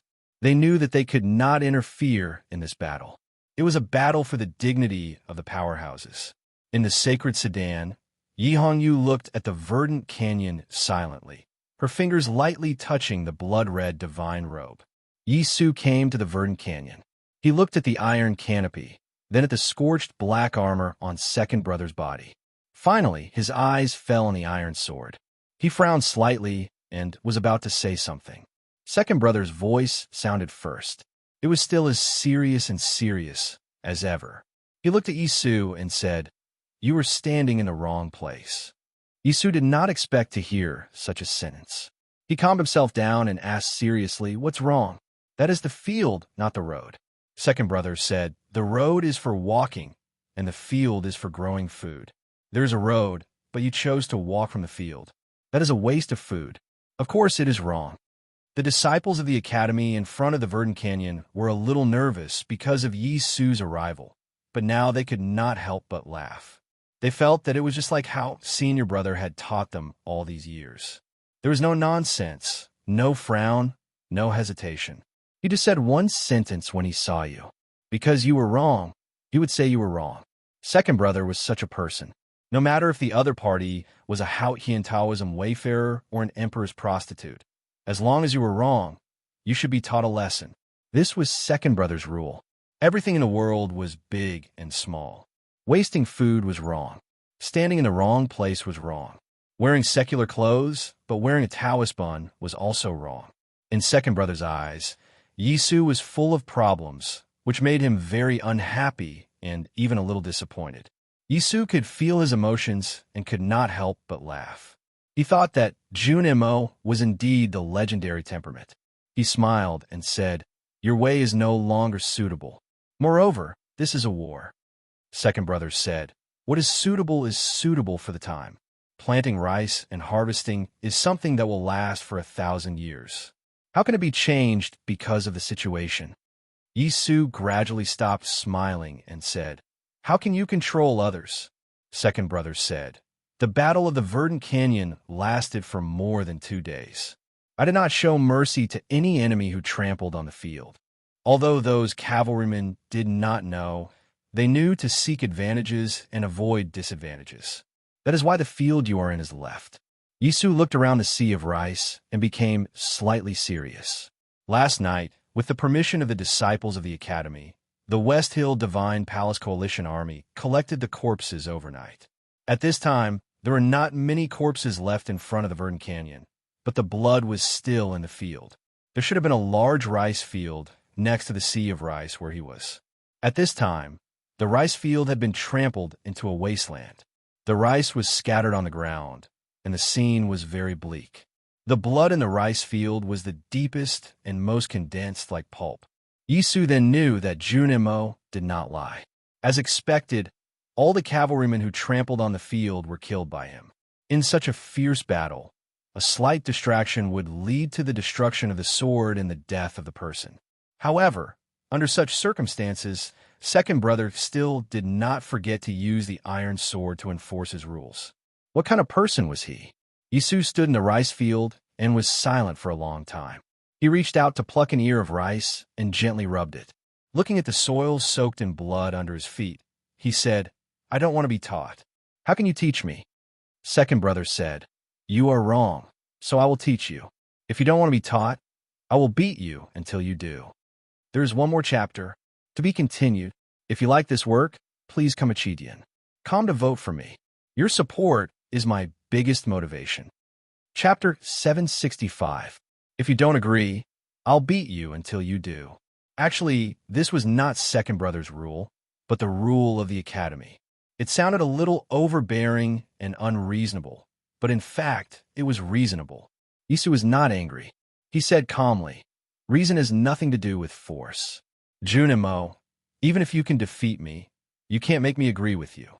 The truth comes from Haotian, and reason comes from the evaluation of reality and from the teachings of sages. Mr. First can teach me, but you can't." Since it didn't make sense, there was no need to say anything more.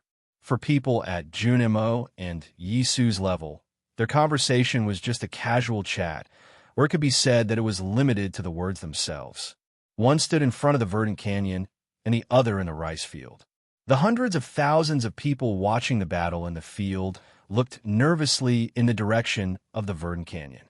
They did not know how the battle would start, when they would attack, or who would attack first. At some point in time, Yisu made his move. The attack of the genius of Haotian Taoism against the genius of the academy was different from what everyone had imagined. There was no earth-shattering, no rolling rocks, and no terrible power. Instead, it seemed extremely calm. The thin wooden sword flew from Yisu to the Verdant Canyon. It was calm and silent. The rice field in front of the sword parted like a willow branch in the lake. Countless eyes stared at the wooden sword. Some were surprised, some were puzzled, and some were even disappointed. However, in the next moment, a shocking scene appeared in front of the Verdant Canyon. As the wooden sword flew, a cloud suddenly appeared in front of the Verdant Canyon. The cloud was dozens of feet thick and extremely dark. Thunder and lightning could be vaguely seen in it. It was very low to the ground, only more than 100 feet. Looking from a distance, it seemed to touch the ground. The exit of the Verdant Canyon was covered by the cloud. Between the cloud and the ground was the iron canopy and June M.O. outside. The fourth brother took a few decoctions and was slightly refreshed. However, looking at the cloud in the sky and feeling the aura of heaven and earth contained in it, his arms holding the sand table trembled again. He was shocked. A cultivator who could use such a method must have a terrifying understanding of the origin and laws of the aura of heaven and earth. This is the true peak of the 5 realms. Yisu is indeed a genius of Taoism. Fourth brother looked at the wooden sword flying in the paddy field and said absent-mindedly, "Second brother uses the power of heaven and earth to cut people with his iron sword. Yisu is also using the power of heaven and earth now. Their realms are similar." Seventh sister Muyu asked worriedly, "Who is stronger?" Fourth brother said, "I don't know. Lubai is probably the only one who can see it." The Verdant Canyon was covered by white clouds. In the West Hill Divine Palace Coalition Army, there were many priests, cultivators, and papal cavalrymen who had participated in the war in the wilderness in spring. They had seen this cloud and seen the most powerful warrior of the desolate, Tang, being beaten up by this cloud. So when they saw this scene, they were shocked and excited. In the divine sedan, Yi Hongyu slowly raised her head and looked at the white clouds. A complicated emotion appeared in the depths of her eyes. Then, all these emotions turned into indifference on her face. When she chased after Long Qing at the frontier fortress in the north of Yin Kingdom, she had seen this cloud by the waist-deep blue sea. So the meaning of this cloud to her was different from that to the others in the West Hill Divine Palace. Lubai looked at the white clouds in the Verdant Canyon and did not speak. The clouds in the Verdant Canyon were white.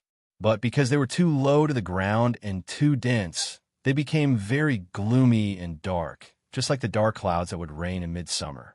The color of the wooden sword was light white, just like Yisu's clothes. After flying down from the dark clouds, it suddenly became very conspicuous. It looked like a slow lightning bolt.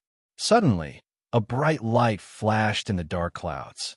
Then, countless bright lights emerged from the depths of the clouds and turned into countless bolts of lightning. They looked like countless light swords, terrifying light swords. The lightning did not last only for a moment. It pierced through the clouds and fell on the field more than 100 feet below. Then came the roar of thunder. Countless terrible muffled thunders smashed toward the Verdant Canyon. Second brother's armor had been scorched black by Yi Hongyu's tens of thousands of Taoist sword fireworks in the battle yesterday. At this time, it reflected the countless bright bolts of lightning that fell from the sky, like countless light snakes crawling on the black soil. He held the iron sword, his posture straight and his expression serious. The tall hat was fastened to the helmet, and it remained unmoving amidst the lightning and thunder. His eyebrows did not even tremble a bit. His expression was so dignified.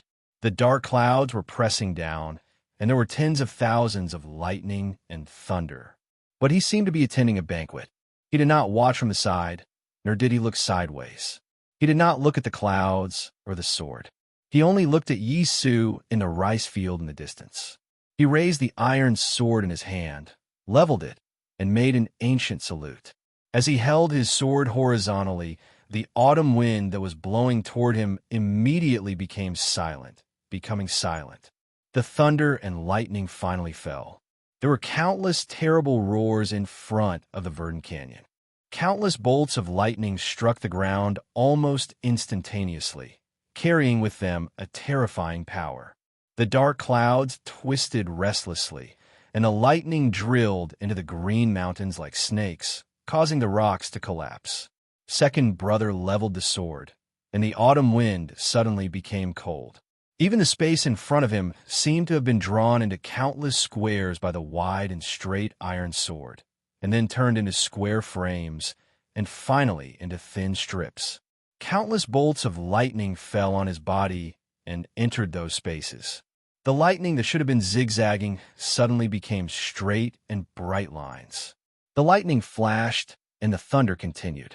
The surface of the scorched armor reflected the lightning, and it became brighter and brighter. The soldiers of the coalition army who were watching the battle in the southern field felt as if they were looking at the sun. Their eyes were pierced with extreme pain, and they hurriedly covered their eyes. Those who reacted slower cried out in pain. The cultivators also closed their eyes and used their psyche power to sense the changes in the Verdant Canyon. They sensed the pure and majestic aura of heaven and earth contained in the lightning and were shocked speechless by the wooden sword. Perhaps it was only a moment, but to the hundreds of thousands of people watching the battle, it felt like hundreds of millions of years had passed. The clouds in the Verdant Canyon finally dissipated, the thunder stopped, and the lightning naturally disappeared. The smoke and dust gradually settled, and the figure of second brother slowly appeared. He stood in front of the Verdant Canyon. His armor was as scorched as before, and his expression was as serious and upright as before. The iron sword was still leveled between his eyebrows, and his posture was so standard that even the strictest etiquette professor could not find any problems with it. On the ground in front of him, there were thousands of finger-thick black holes on the ground. Each black hole was a bolt of lightning drawn by Yi Su's wooden sword. The black holes were bottomless, and one could imagine their power. What was shocking was that these black holes were all in front of second brother, and the ground behind him was as flat as before. Not a single one of the tens of thousands of lightning bolts landed on his body, and not a single one landed on the iron canopy behind him. Thousands of black holes were neatly arranged in front of him, and they looked like a straight line. Thunder and lightning had supreme power. It came from heaven and earth, and only submitted to the rules of nature. However, it could not cross the line in front of second brother. The etiquette of the academy was the rule. This line was the rule that second brother guarded with his iron sword. It was his etiquette. If there was a rule, it must be obeyed, no matter whose sword it was, whether it was wind, rain, or lightning.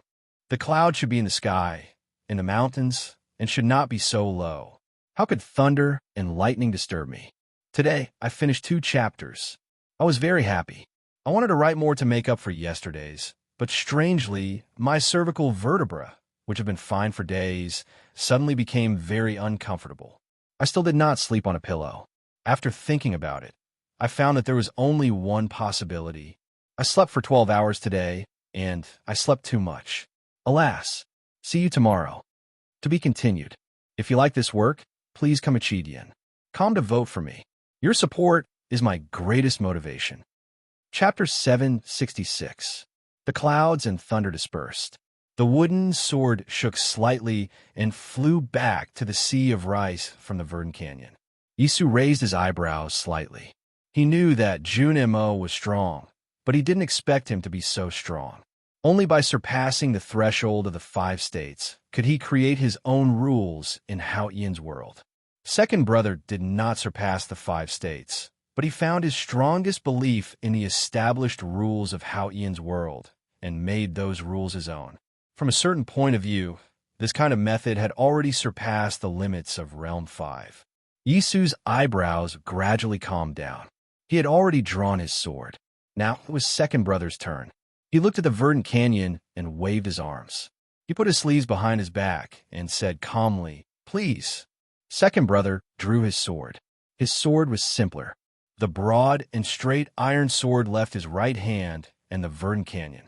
The iron sword was about a man's height above the ground and slowly flew toward the rice field. There was a distance between the Verdant Canyon and the rice field, and the land was stained with blood. It was not fresh blood, but the blood of countless cavalrymen and war horses 2 days ago. The plains were soaked in blood. It was black and gave off a pungent smell of blood, especially the field in front of the sea of rice. It was stained with blood, and the color of the soil had changed. The iron sword flew over the blood-stained field without any smell of blood. But there was a sense of death. It wasn't deathly silence, nor was it despair. It was a resolute thought. It was extremely chilling. Today, he met Yisu in front of the Verdant Canyon. Meeting was not an encounter, because the swords in their hands had never met. His iron sword was to meet Yisu's wooden sword. This iron sword had already killed thousands of people. The blood on the field was all caused by this iron sword. It was the iron sword's own blood. When the iron sword met his own blood, it was full of momentum and chilling to the extreme. They had just met each other with courtesy, and now they met with swords. Even Yisu would not be able to dodge such a domineering strike. He could only raise his sword to meet it. In the distant southern wilderness, Liu Bai slowly stood up beside the carriage. He looked at the iron sword in the Verdant Canyon and said, "This sword is finally interesting." The Battle of Verdant Canyon lasted for more than 2 days. The most powerful man in the world did not make a move because he was waiting for Jun Mo to enter his strongest state. Otherwise, it would be meaningless. At this moment, looking at this iron sword, he finally made an interesting evaluation. This also meant that he believed that second brother had already entered his strongest state, and he really wanted to receive this sword. This iron sword was indeed interesting. It was even more interesting than what Liu Bai had imagined. The iron sword still represented second brother's rule. Black or white, no gray.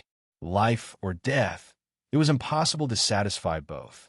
Fight or lose, there was no escape. In the face of such a decisive sword, no matter who it was, they had to make the most decisive choice and decision. You must choose a path. You must choose a direction. There was no third path in the world, and the weeds on the wall could not fall to their own positions. This iron sword had already surpassed the scope of tyranny. It faintly exuded a sense of righteousness. I'll give you a chance to choose, then I'll crush you and kill you. This was the way of the king. What would you choose between life and death?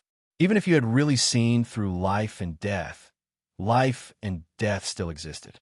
Seeing through did not mean that you could break through. Instead, because you saw too much, you would not know how to choose. If you did not choose, you would fail. This was the difficult problem that the iron sword gave Yisu. Yisu did not take this iron sword, because the iron sword represented his rule. Once he took it, it was equivalent to accepting his rule. Then, no matter how the battle developed, he could not change the passive situation. But the iron sword wanted him to take it. What could he do? Yisu let the paddy field take the iron sword. This paddy field was his rule. Before the iron sword left the Verdant Canyon, he had already put his hands behind his back and slightly waved his sleeves. A breeze came out of his sleeves, and the golden paddy was gently shaken and sometimes bent. The wide and straight iron sword entered the paddy field. The paddy field gradually separated like a lake, like the sea, like green pines in the green mountains. The weeds on the ridges were stained with blood. The unharvested paddy field was stained with blood. Wherever the iron sword passed, the weeds were broken into pieces, flying up and falling in the paddy field. The heavy ears of rice fell with the sword intent. Without the heavy burden, the paddy field suddenly straightened up and flicked the rice leaves into the air. The ears of rice fell to the ground. Before they hit the ground, the rice was peeled off and danced with the leaves. The bran on the paddy field cracked, revealing the round rice grains. The rice grains were scattered in the autumn wind, like pearls reflecting the sunlight. It was extremely beautiful. The rice grains scattered in the air were burnt yellow by the sunlight, emitting a rice fragrance. The rice grains that fell to the ground were soaked black by the blood and quietly sank into the soil. Green rice leaves grew in the soil. The rice leaves stretched into the air as if to be firm. In a very short time, the paddy field experienced harvesting, death, and rebirth. The life and death of the paddy field were performed in front of people. This process was very continuous. The cycle of life and death became a perfect integration, without any clear dividing line. The iron sword flying in the paddy field did not find the dividing line either. The iron sword was still moving forward in silence. The paddy field grew rapidly, making a rustling sound. A hurricane came from the iron sword, roaring above the paddy field. The wooden sword was suspended in the air in front of Yisu, being blown up and down by the hurricane. In the raging paddy field, the wooden sword was like an inconspicuous boat. The boat had no power. It was swaying in the stormy waves with the help of the paddy field and the sword wind. No matter how big the waves were, no matter how strong the wind was, the boat did not sink. It was faintly discernible in the black sea water and the white waves, sometimes sinking and sometimes floating. A moment ago, the boat sank into the dead and cold bottom of the sea. A moment later, the boat floated to the surface of the sea and saw the blue sky of life. Because the boat had no deck or cabin. The boat was the wooden sword. The wooden sword was the simplest piece of wood. In the sea of life and death, the wooden sword was floating aimlessly. It did not seek life or death. Neither could it seek life or death. After a long time, the wind gradually stopped, and the paddy field became quiet, as if nothing had happened. Only the new green seedlings in the soil of the paddy field proved something. Yisu stretched out his hand and caught a few rice grains in the air above the paddy field. The freshly peeled rice was plump. It was roasted by the sun until it was yellow and fragrant. He picked up a grain of rice with his finger and put it in his mouth. He chewed slowly with a smile on his face. It had a genuine taste. More than 10 years ago, I traveled around many countries. I thought I had seen through life and death. Since then, I had no more fear. What I thought was the direction of my sword, and my heart of sword was clear. Yisu scattered the remaining rice grains in his palm into the paddy field and said with a smile, "If it were me at that time, I would have to take your sword and I would lose." Until a few years ago, on the top of the snow-capped peak in the wilderness, I stabbed Mr. First with my sword through the air with the clear will of sword against the sky full of sunshine. Then I realized how wrong I was. Yisu stopped smiling and said calmly, "Because my sword, which I thought had seen through life and death, didn't hit Mr. First at all. It didn't even stir up the water in the pond. Because Mr. First was reading by the pond. He didn't see my sword at all. He didn't even think about it. At that time, I realized seeing through life and death is the same as not seeing through." Later, I went to Chong and lived in a dilapidated Taoist temple for a long time. I saw the Taoist temple collapse and the neighborhood's eaves break.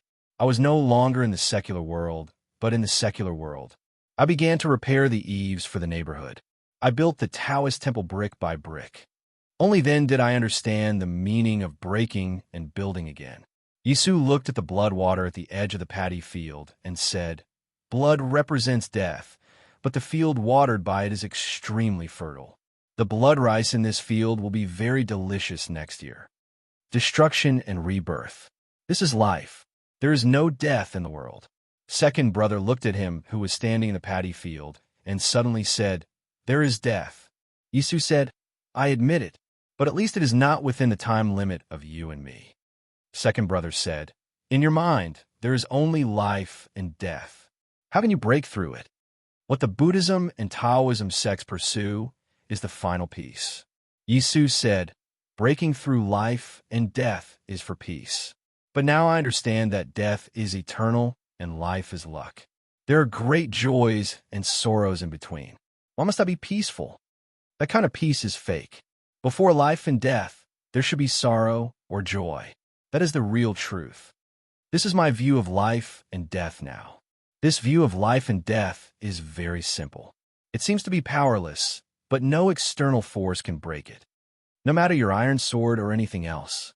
After hearing this, second brother was silent for a moment and said, "You are close to the Tao." Yisu said, "I haven't reached the Tao." Second brother said, "However, your Tao has deviated from the Tao of Hao Yin." Yisu said, "The Tao is in the heart of heaven. Maybe this is the Tao that Hao Yin wants me to understand." Second brother said, "If Hao Yin says that your Tao is not the Tao, what will you do?" Yisu looked at the scattered rice at his feet and the new green seedlings in the soil. After a long silence, he slowly raised his head and said calmly, "I still have my sword." He reached out to the golden sea of rice. He held the wooden sword. Everyone had his own Tao.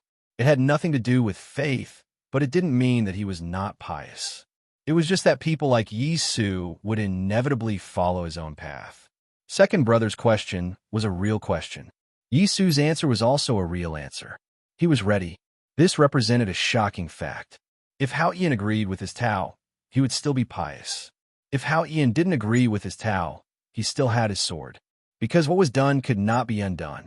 He was willing to be the fool who carved the boat to seek the sword. Yisu was a genius of Hao Ian Taoism and the firmest believer of Hao Ian. Otherwise, the Abbey Dean wouldn't have accepted him as a disciple. No one knew when he had undergone such a change. Was it on the snow-capped peak in the wilderness or in a small Taoist temple in Chang'an? In any case, he held his sword. This sword dared to ask heaven. How powerful it must be. Now, he was still a believer of Hao Ian, the wayfarer of Hao Ian Taoism. He didn't need to ask heaven for this sword. He came to ask Jun Mo. Would Jun Mo be able to handle it? Shaking my head. It's too hard to write. It's too hard to write recently. My IQ is really annoying. I frowned and scratched my hair to write. I hope everyone thinks it's okay. There's still one more chapter. To be continued. If you like this work, please come to vote for me. Your support is my biggest motivation.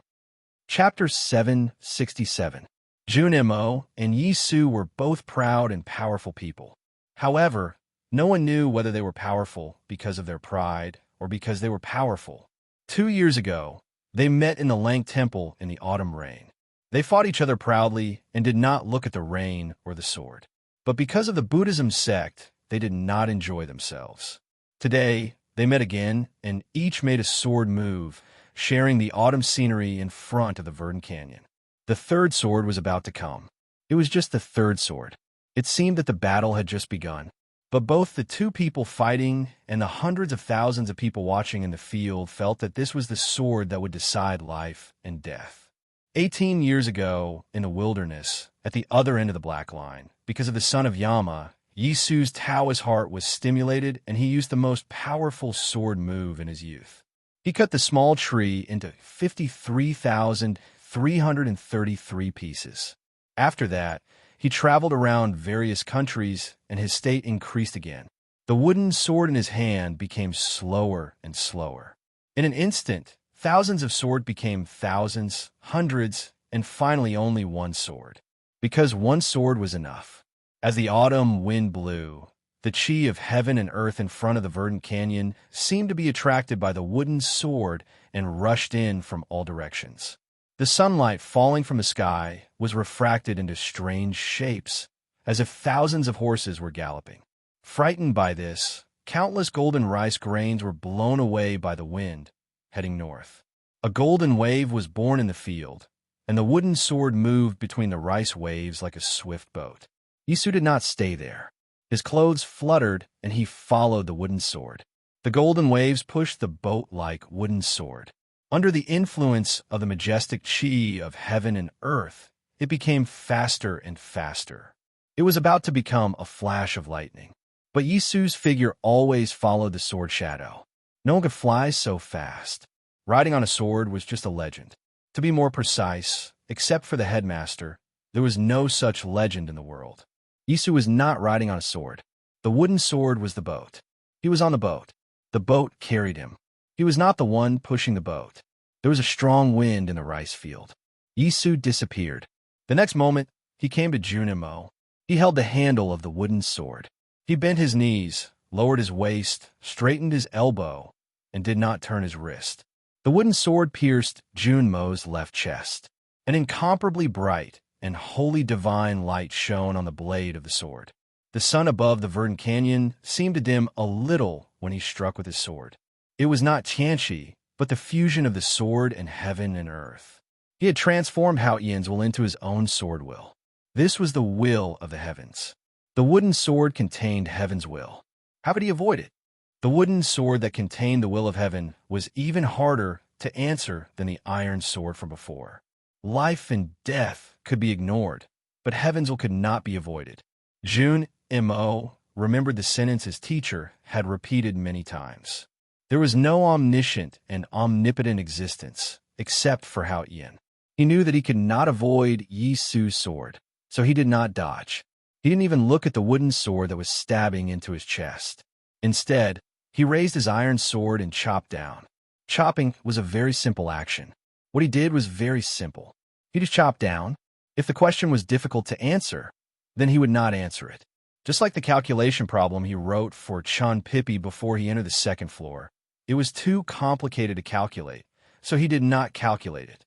If the knot was difficult to untie, then he would not untie it. Just like how Teak tied his hair into a knot because the bath water was cold, it was too troublesome to untie, so he did not untie it. If the youngest brother did not answer, then he would use the sect rules to deal with him. If the seventh sister did not untie it, then he would cut it with scissors. If the wooden sword was difficult to answer, then he would not answer it. If it was difficult to avoid, then he would not avoid it. He held the iron sword, like picking up the sect rule ruler and picking up scissors, and then he chopped down. Jun M.O. had always regarded the youngest uncle as his idol. He had not learned the Great Spirit, but he had learned the Howren sword. The Great Spirit was about moving forward bravely. The iron sword in his hand seemed to be able to lift up all the boulders in the Verdant Canyon. It was extremely magnificent and made people feel relaxed and happy. In front of this simple and carefree iron sword, there was no God or Buddha, nor heaven. Jun M.O. looked calm. He was confident that his iron sword could cut Yi Su in half before the wooden sword reached him. This was not a mutual destruction, but a test of each other's courage. Courage was a kind of pride. Everyone knew that the second brother of the academy was the proudest person in the world. He was the bravest man in the world. The blood in the field in front of the Verdant Canyon and the countless cavalrymen who died under his sword had all proved this. Yi Su was also very proud because of the pride shown by Jun M.O. at this time. He did not dodge. The wooden sword moved forward and pierced Jun M.O.'s left chest. The seemingly blunt and edgeless wooden sword instantly sank into the charred black armor. The hidden talisman lines under the armor suddenly lit up, emitting a strong aura. The iron sword fell, but did not cut Yi Su's neck because it was blocked by the scabbard on his back. In the blazing light, the seemingly inconspicuous scabbard was like a sail in the raging sea, blocking the power of the wind and giving the boat strength to move forward. The tip of the iron sword pierced into the scabbard.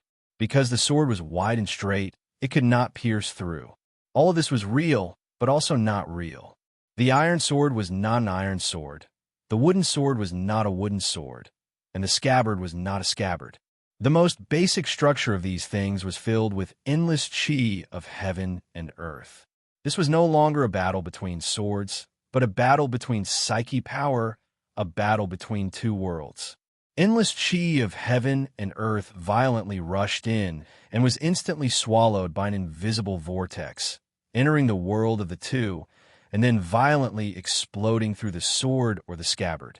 The chi of heaven and earth in front of the Verdant Canyon was compressed to the extreme, and the refracted light became even more distorted. Because of the compression, the chi of heaven and earth began to rub against each other, producing scorching flames.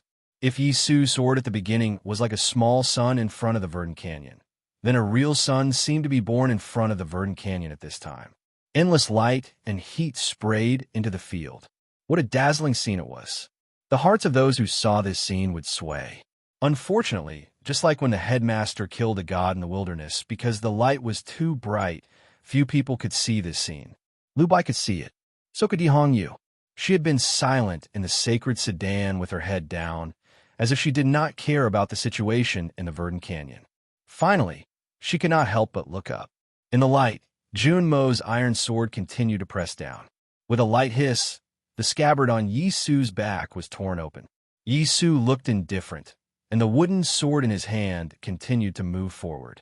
The wooden sword shortened inch by inch, and part of it entered Jun M.O.'s chest. More of it was crushed into the finest powder, and then it burned fiercely like a candle. The current situation depended on whether the iron sword would break the sail first or the wooden sword would break the armor first. The candle would eventually turn into ashes. The burning wooden sword became shorter and shorter, but still did not break Junmo's armor. In the blazing light, Yisu's face became transparent, and there was still no expression on it. He continued to move forward with the sword. In the end, there was only a hilt left, a bare hilt. With a clear roar, Yisu slammed the entire sword hilt into Junmo's chest. In the past, his wooden sword had no hilt or scabbard. Now his sword had a hilt and a scabbard. Because over the years, his cultivation had been regressing. He was moving forward and backward. From 10,000 swords to one sword. From seeing through to not seeing through. From the outside world to the inside world. But in this battle today, he had been moving forward and had not taken a step back. His scabbard was the bond he had comprehended in the world. His sword hilt was all his spirit on sword Taoism. He used the scabbard to bind the edge of the iron sword, and then slapped all the sword style into Junmo's chest. Junmo's cultivation over the years was as simple as his iron sword. Forward, forward, and forward. There was no retreat, and there was no return. He advanced towards the peaks one by one. Just as Yisu slapped the hilt into his chest, he suddenly let go of the sword hilt. The iron sword was too wide and straight, like his eyebrows. It could not be in the world or in the scabbard. At least in a short time, he could not break Yisu's scabbard. Just like solving a problem, he would not break it. He let go of the sword hilt and made a concession for the first time in his cultivation. But his left foot, in the sky full of light, took a step forward. His right hand clenched into a fist, holding the infinite light in the autumn wind, and smashed toward Yisu. Junmo, who was moving forward, made a concession for the first time. Yisu, who retreated in order to advance, moved forward resolutely. The two peerless geniuses of the cultivation world, in this thrilling battle, chose the other's best method at the same time, but no one knew who would win in the end. When the sword hilt sank into the scorched black armor, a tearing sound was heard in the whole field. It seemed that the sky was torn apart by someone. Junmo's armor did not change much, and there was some tiny sawdust left on it. Behind him, there was an extremely terrifying sword essence. The sword style pierced into the verdant canyon, piercing a deep hole in the cliff. Just the overflowing sword style had such amazing power. What would Junmo, who was facing all the sword style, do? Almost at the same time, Junmo's fist landed on Yisu's body. His fist held infinite light, which was the chi of heaven and earth in front of the verdant canyon. And in this chi of heaven and earth, there was an unimaginable amount of sword style. The sword style of the iron sword even contained Yisu's own sword style. Junmo let go of the iron sword, and then held countless swords. When his fist landed on Yisu's body, it felt as if 10,000 swords had landed on Yisu's body. The spring wind blew the willows, and the thin leaves fell into the water. The morning sun rose, and the lake glowed with golden light. On the winter snow lake, the wind was like a knife. It was quiet in front of the verdant canyon. Countless pairs of eyes fell on that place again, looking nervously at the two people standing opposite them. After an unknown period of time, Yisu suddenly coughed, and there were countless fine cuts on his plain clothes. He looked at Junmo and said with emotion, "If you didn't have this armor, I wouldn't have lost." There are no ifs in this world. There was no joy on Junmo's face, and he said indifferently, "If you want to say if, then if I don't have armor and you don't have scabbard, I win. If you don't have swords and I don't have swords, I win. If it were 18 years ago, I would have one. If it were 18 years later, I would still win." He finally said, "So no matter what, I win. There are no ifs. See you tomorrow." To be continued. If you like this work, please come to Chidian. Come to vote for me. Your support is my greatest motivation. Chapter 768. Yisu asked, "Can we reach the end of the cultivation path by relying on external objects?" Second brother said, "Haotian Taoism pays attention to nature. That is wrong." Yisu was slightly stunned and asked, "Why do you say so? What are external objects?"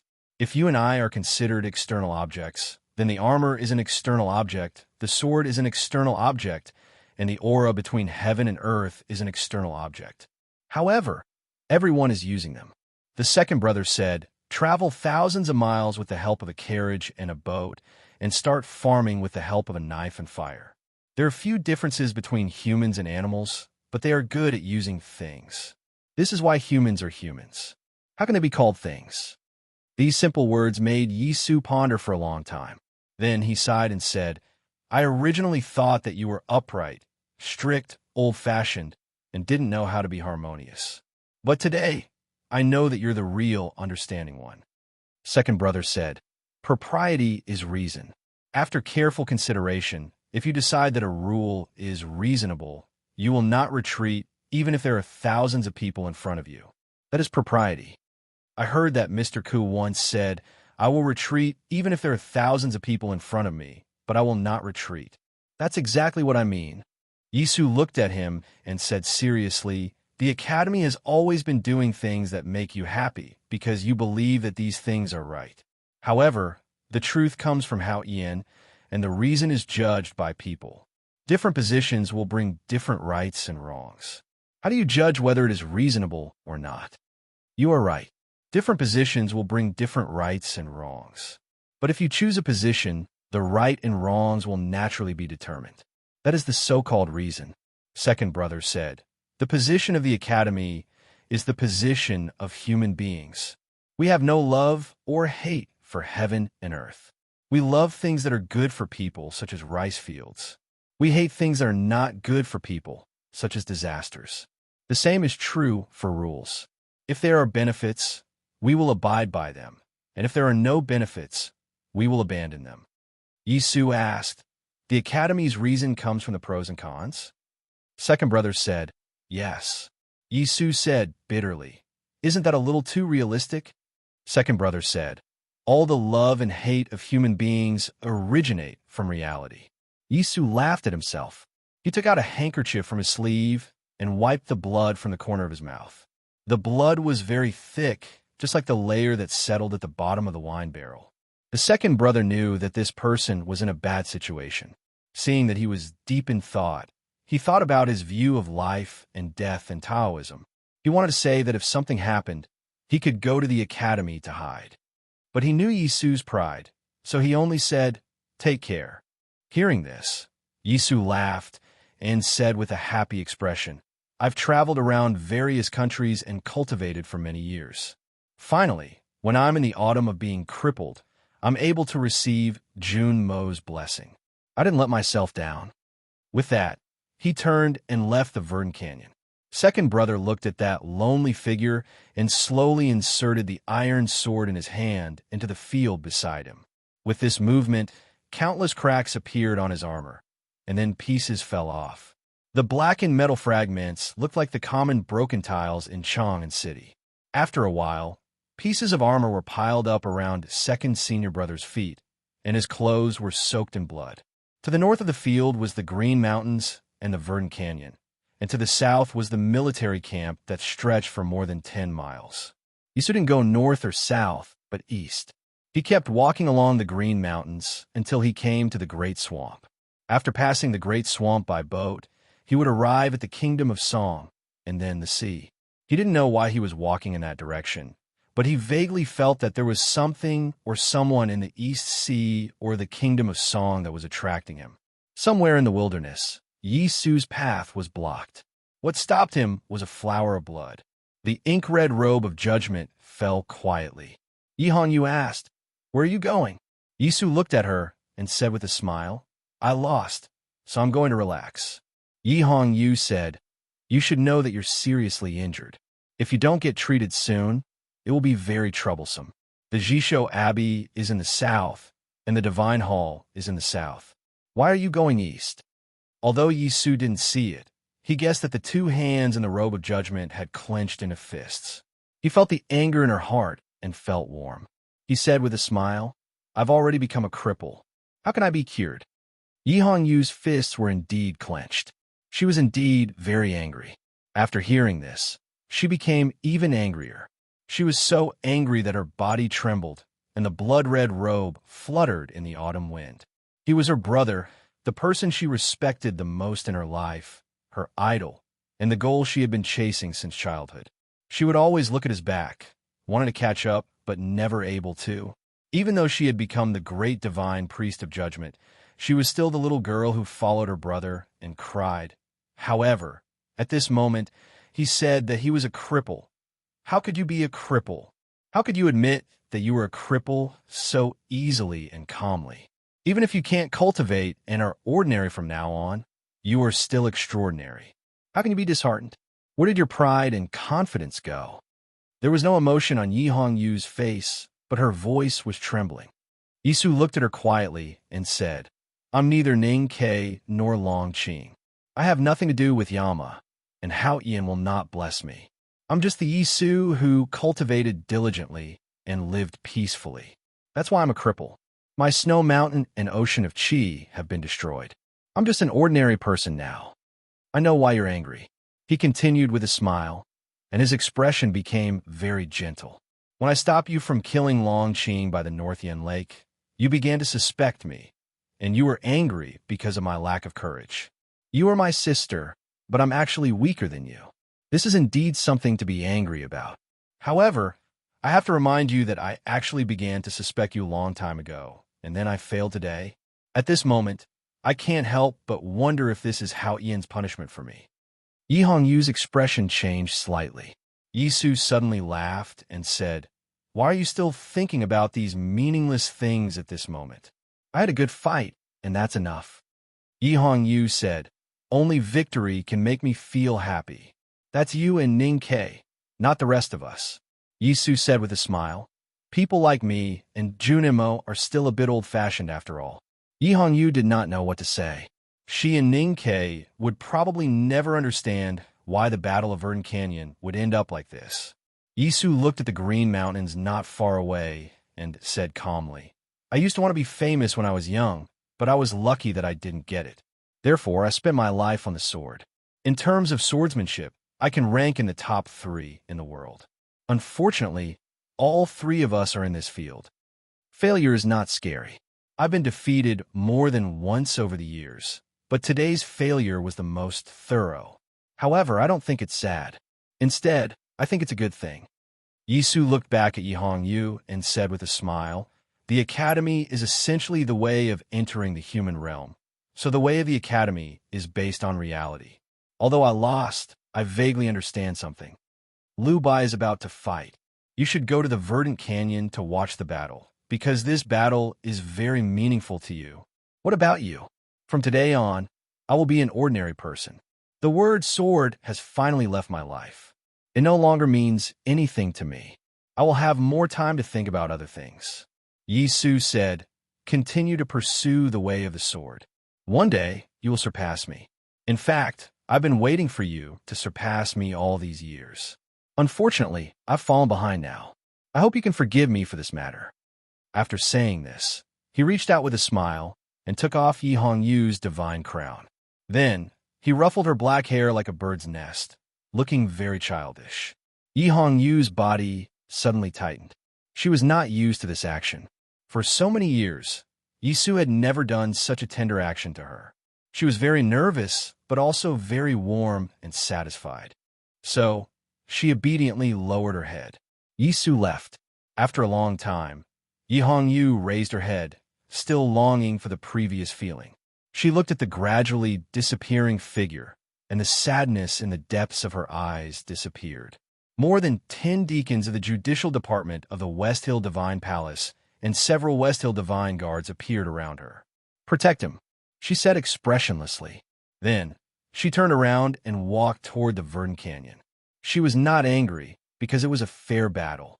Her brother had gotten what he wanted, so he was happy.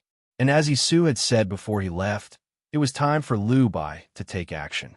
Because Junimo, who had just defeated Yisu, was undoubtedly the most powerful Junimo. Second brother sat under the canopy, quietly looking at the direction of the field. Muyu carefully picked out the armor pieces that were left on his body. Then, she took off her helmet and began to comb his hair again. Obviously, she was not used to it. Wang Qi held a jar of medicine in his left hand and a paper bag of white sugar in his right hand. He said, "This medicine is very strong, so it is very bitter. If you can't drink it, you can swallow it with the sugar."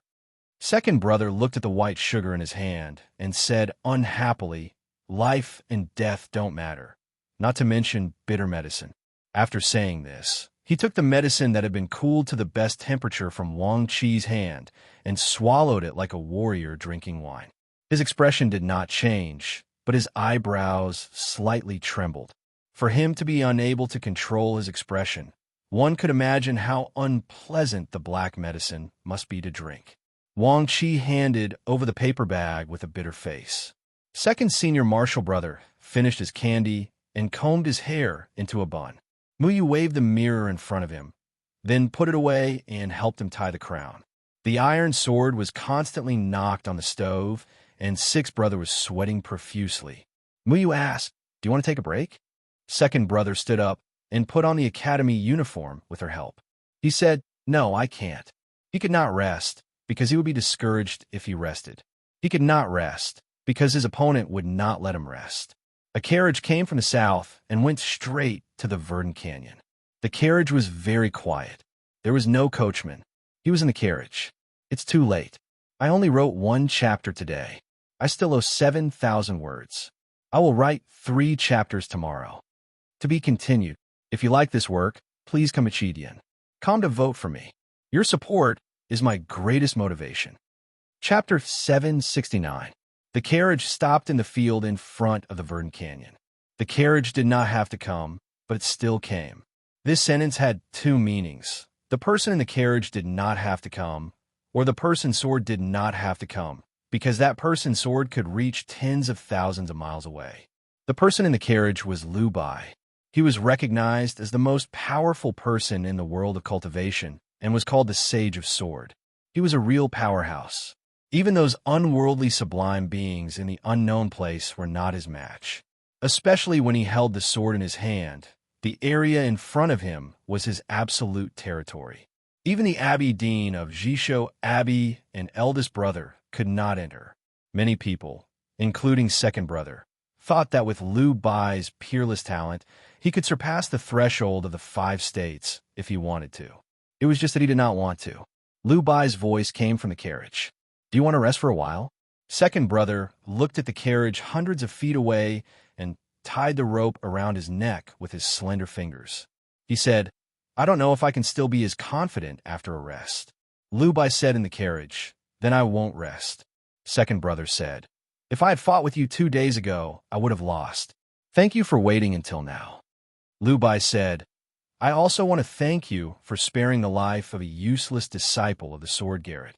The conversation in front of the verdant canyon was very calm, gentle, and full of kindness.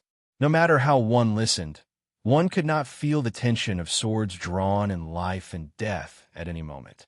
There was no hatred between the academy and the Sword Garret. Although Lu Yiqing was blinded by Ning Ke, it was a fair duel. With Lu Bai's temperament and identity, he would not be angry. This was something that the academy did not understand. Second brother looked at the carriage in the field and asked, "Why did you come, sir?" The carriage was quiet. After a long time, Lu Bai's answer came. Even the headmaster of the academy could not do it. "What can I do?" Second brother was silent for a moment and said, "The headmaster is right. He is indeed not omniscient and omnipotent. He probably did not expect that after he left, the confidence in the world would be greatly weakened. Besides, I'm a visiting professor of the Divine Hall." Lu Bai's voice came from the carriage. "The whole world is against the Tang Empire. As a person of Jin, I have to show my attitude. It is also my wish to fight with the academy. Right now, only you and Li Man are worthy of my attention." This sentence came from the Sage of Sword, Lu Bai, which showed his respect to the academy. Second brother didn't agree. He shook his head and said, "If there's a chance, I think third sister would like to learn from you." Hearing this, Lu Bai fell silent. The carriage became quiet again. After an unknown period of time, his somewhat shocked voice came from the car. "Lin of the academy." Second brother said, "Third sister doesn't use this name anymore." Lu Bai was indeed the most powerful man in the world. Whether it was wisdom or thinking, he was as fast as his sword. He deduced that the mysterious 23-year cicada cultivation was in the academy. Without a doubt, this was the most shocking piece of news in the cultivation world in over 20 years.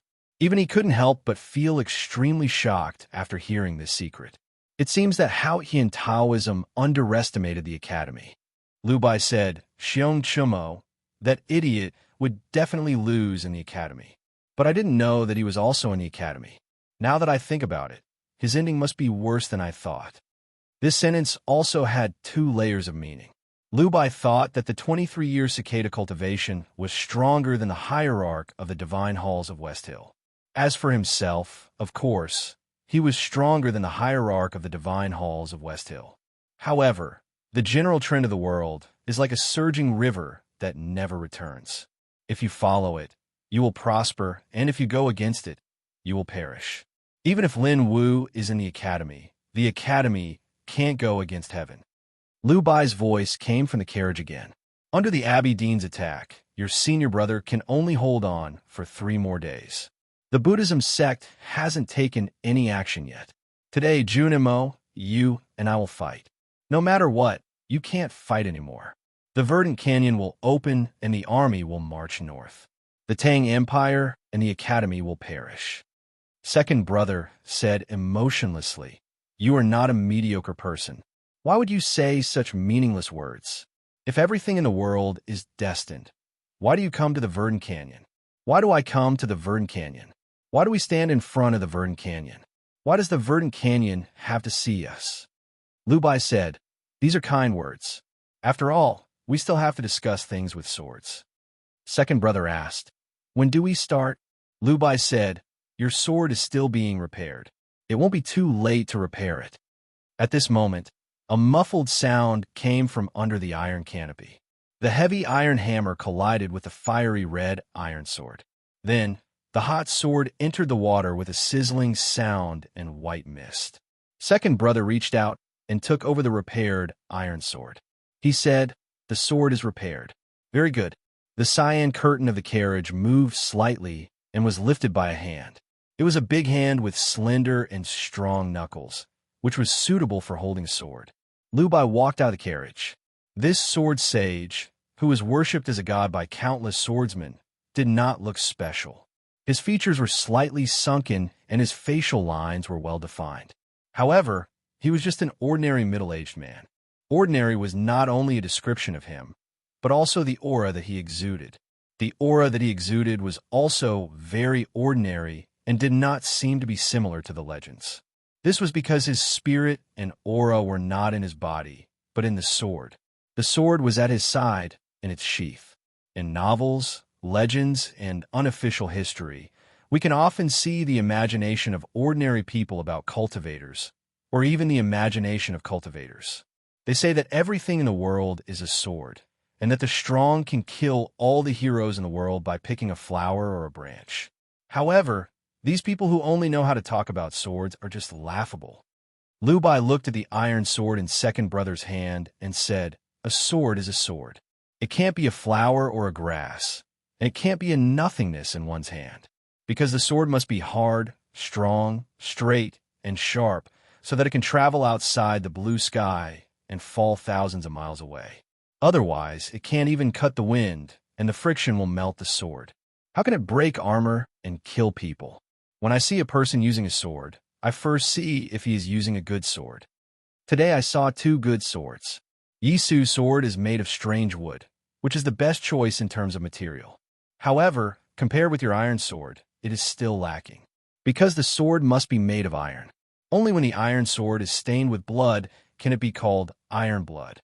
Only then can you kill people freely. Liu Bai looked at the fire under the canopy and the simple and honest sixth brother. He praised, the academy is really a great place. I can't believe that someone can make such a good sword. Second brother walked to the field and said, but the sword is used by people after all. Your swordsmanship is also very good. Liu Bai said, all these years, I have been wondering who is stronger between you and Yisu. Now it seems that you are stronger. Your sword is stronger, and so is your swordsmanship. Second brother said, but you are the strongest. Lu Bai's expression did not change, because he had heard such comments many times until no one in the world dared to comment on his sword. When he was young, he comprehended Tao by the big river. Since then, his sword aura had spread across the mountains and rivers. No one had ever dared to question his reputation of being the best in sword Taoism. Sword Taoism is about the sword and swordsmanship. I have always valued the sword. Lu Bai said, I trained the sword in the cliff cave of the sword garret for more than 10 years and finally made a good sword. Then the headmaster borrowed it. Although it was a pity, it was an honor for the sword to be used by the headmaster. Other than that sword, I have many other good swords, such as the one on my waist. It is also better than your iron sword. As for swordsmanship, I don't think I have any talent. I did not create the chi in front of me. This swordsmanship first appeared in the world, and it came from Mr. Ko. Second brother said, but you carried it forward, and it deserves the respect of all the swordsmen in the world. In the cultivation world, especially in the history of sword Taoism, Lu Bai was an unforgettable name, because he was the first great sword master who raised close combat to an absolute high position. In the past, sword masters in the cultivation world always paid attention to flying swords and controlling swords.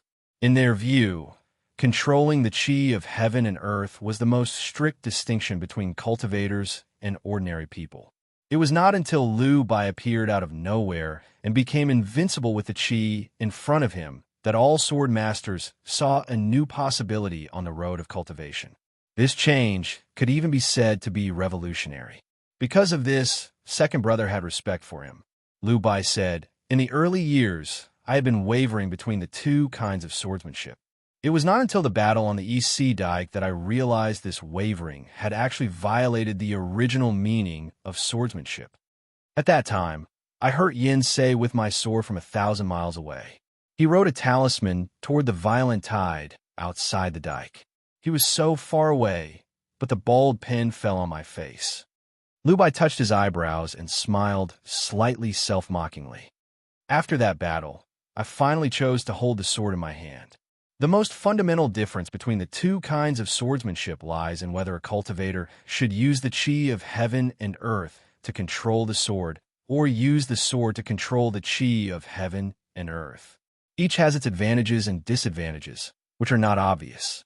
But if you think carefully, you will find that the sword should use this kind of method. The Buddhism sect's copper bowl, prayer beads, cudgel, and talisman can't work because these natal elements have no shape, but the sword has shape. The shape of the sword is suitable to control the chi of heaven and earth to hurt people. Because the sword is straight and has a sharp edge, so it can't be mediocre. No mediocre at all. You can't waver, whether it's 10,000 miles with the sword or 1 foot in front of you. Lu Bai said, you told Yisu a lot of principles before, but I don't understand those principles. I only know the principles of swordsmanship. Since the sword is straight, it should pierce and pierce. Only the simplest is the most powerful. Second brother said, principles are things of the human world. You shouldn't stay in the human world, so you don't need to pay attention to them. But if you want to stay in the human world and use your sword, some principles still need to be followed. Continue to write the second chapter. To be continued. If you like this work, please come to Chidian. Come to vote for me. Your support is my greatest motivation. Chapter 770. If it can be broken, then it cannot be followed. This was Lu Bai's answer, and it was also the logic that the experts were used to. Second brother actually had the same idea. His iron sword was his own rule, but he was best at breaking other people's rules. So he continued to ask, since you want to break it, why not? Only he and Lu Bai understood the meaning of this sentence. At the very beginning, Lu Bai had already given his answer, but that answer could not explain his second senior brother. Lu Bai looked at the sky and did not say anything. Since there was no answer, he could only continue. In the end, he still had to use the sword to discuss the matter. The way of a sword is divided into sword and technique is divided into power and technique. Force is psychokinesis, technique is the means. When I first entered the awareness state, I saw this surging yellow river. My psyche power was the strongest in the world. I've been practicing the sword for 3 days, and I've left nothing out in 8,000 directions around me. Even a rainstorm can't touch my clothes. I'm the strongest in the world. Lu Bai looked at Jun Mo and said, "If we were to fight on a normal day, you would definitely lose. However, in the past 2 days, you have killed 1,000 riders with your sword and your chi has been growing. You have a 91 chance of winning. Now that you have defeated Yi Su, your sword will has reached its peak, so it is 82. However, the way of the sword is not based on numbers, so you will definitely lose today. Since it's not a matter of numbers, why bother counting?" Second brother said, "I've always believed that a battle that hasn't started can't be decided." Lu Bai laughed and praised, "Good spirit." Jun Mo had already walked to the middle of the field and was some distance away from the exit of the Verdant Canyon. In front of him were scattered arrows and more than 200 swords that looked like dead branches in autumn. These swords were of different styles. The only thing they had in common was that these swords no longer had an owner. The Battle of the Verdant Canyon had been going on for more than 2 days. He had blocked the continuous attacks of hundreds of cultivators and seized more than 200 swords. These swords were stuck in the field like a sword grave, lifeless. Today, when he walked into the graveyard of swords, the 200 swords seemed to sense something and trembled slightly, like tree branches being blown by the wind, forming a forest of swords. It was very much like the forest of swords in the depths of the Academy meadow. Jun Mo stood in the forest of swords with a solemn expression and raised the iron sword in his hand. Lu Bai looked at the forest of swords quietly. He looked at the tall and straight man in the forest. His right hand stretched out his wide sleeve and held the hilt of his sword. The ancient sword at his waist was silent. His palms were wide and thick, and his fingers were long and slender, which was most suitable for holding a sword. He gripped the hilt tightly, and there was not a single gap between them. It was as if his hand and the hilt had always been connected. The ancient sword in the scabbard vibrated slightly, letting out a joyful whistle. When he grasped the hilt, the sword in the scabbard became a part of his body. In other words, his body became an extension of the sword, and the two could no longer be separated. Grasping the sword with one's hand did not mean that the sword was in one's hand. When Lu Bai drew his sword, it could also be 1,000 miles long. Not walking the path of mediocrity and only walking the path of absolute power did not mean that he had to choose only one of the two sword-controlling methods. Back then, Lu Bai might have wavered, but now that he had reached the consummate realm, he was no longer troubled by this problem. How could the enlightened sword heart be covered in dust? He could choose at will. No one knew which sword-controlling method he would choose today. People only knew that when he drew his sword, no one could withstand it, because his sword was the fastest. Except for the Abbey Dean and eldest brother who were in the limitless state, and the chief monk of scripture who could resist it with his body, no one else was worth mentioning. There was a universal truth. If Lu Bai drew his sword first, he would win. Jun Mo did not let Lu Bai draw his sword first. He chose to draw his sword first. Even if the iron sword was drawn first, it still might not work. Because Lu Bai's sword was too fast, so fast that it could reach first even though it was drawn later, Jun Mo did not choose to let the iron sword break through the air. Instead, he held the iron sword and swung it forward. Just like every time he swung his sword in the past 2 days. There was no expression on his face, and his academy uniform did not tremble at all. The wide and straight iron sword swung out with his sleeves naturally. It did not roll up any clouds, but rolled up countless auras of heaven and earth. There was no enemy, so where should the iron sword hit? There was indeed no enemy in front of him. But apart from the autumn wind, there were more than 200 sword hilts stuck in the ground. There was a forest of swords. The iron sword swung into the forest of swords and hit a waist sword. That waist sword was deeply stuck in the field. It suddenly received a heavy blow, and the sword hilt shattered. The sword body was bent to the extreme. The majestic power that came from the iron sword was like a hurricane that pulled it out of the soil. There was a shrill sound of air being cut. The waist sword turned into a sword light and flew towards the south. Jun Mo continued to swing the iron sword. The way he swung his sword was as natural as ever. Every iron sword carried the power of heaven and earth. Every time he swung his sword, there would be a way sword in the field that flew through the air. It was as powerful as a crossbow. Whether it was sword momentum or swordsmanship, his realm was lower than Liu Bai's. No matter what sword technique he used, he could not be stronger than Liu Bai, nor could he be faster than Liu Bai's sword. So he chose a method that no one would have thought of. He did not hold his sword and move forward, nor did he fly away. Instead, he swung his sword. He waved his sleeves. It was not a slash, or a stab. It was a smash, or rather a hit. He gathered the chi of heaven and earth between the green mountains into the iron sword and struck the way sword on the ground.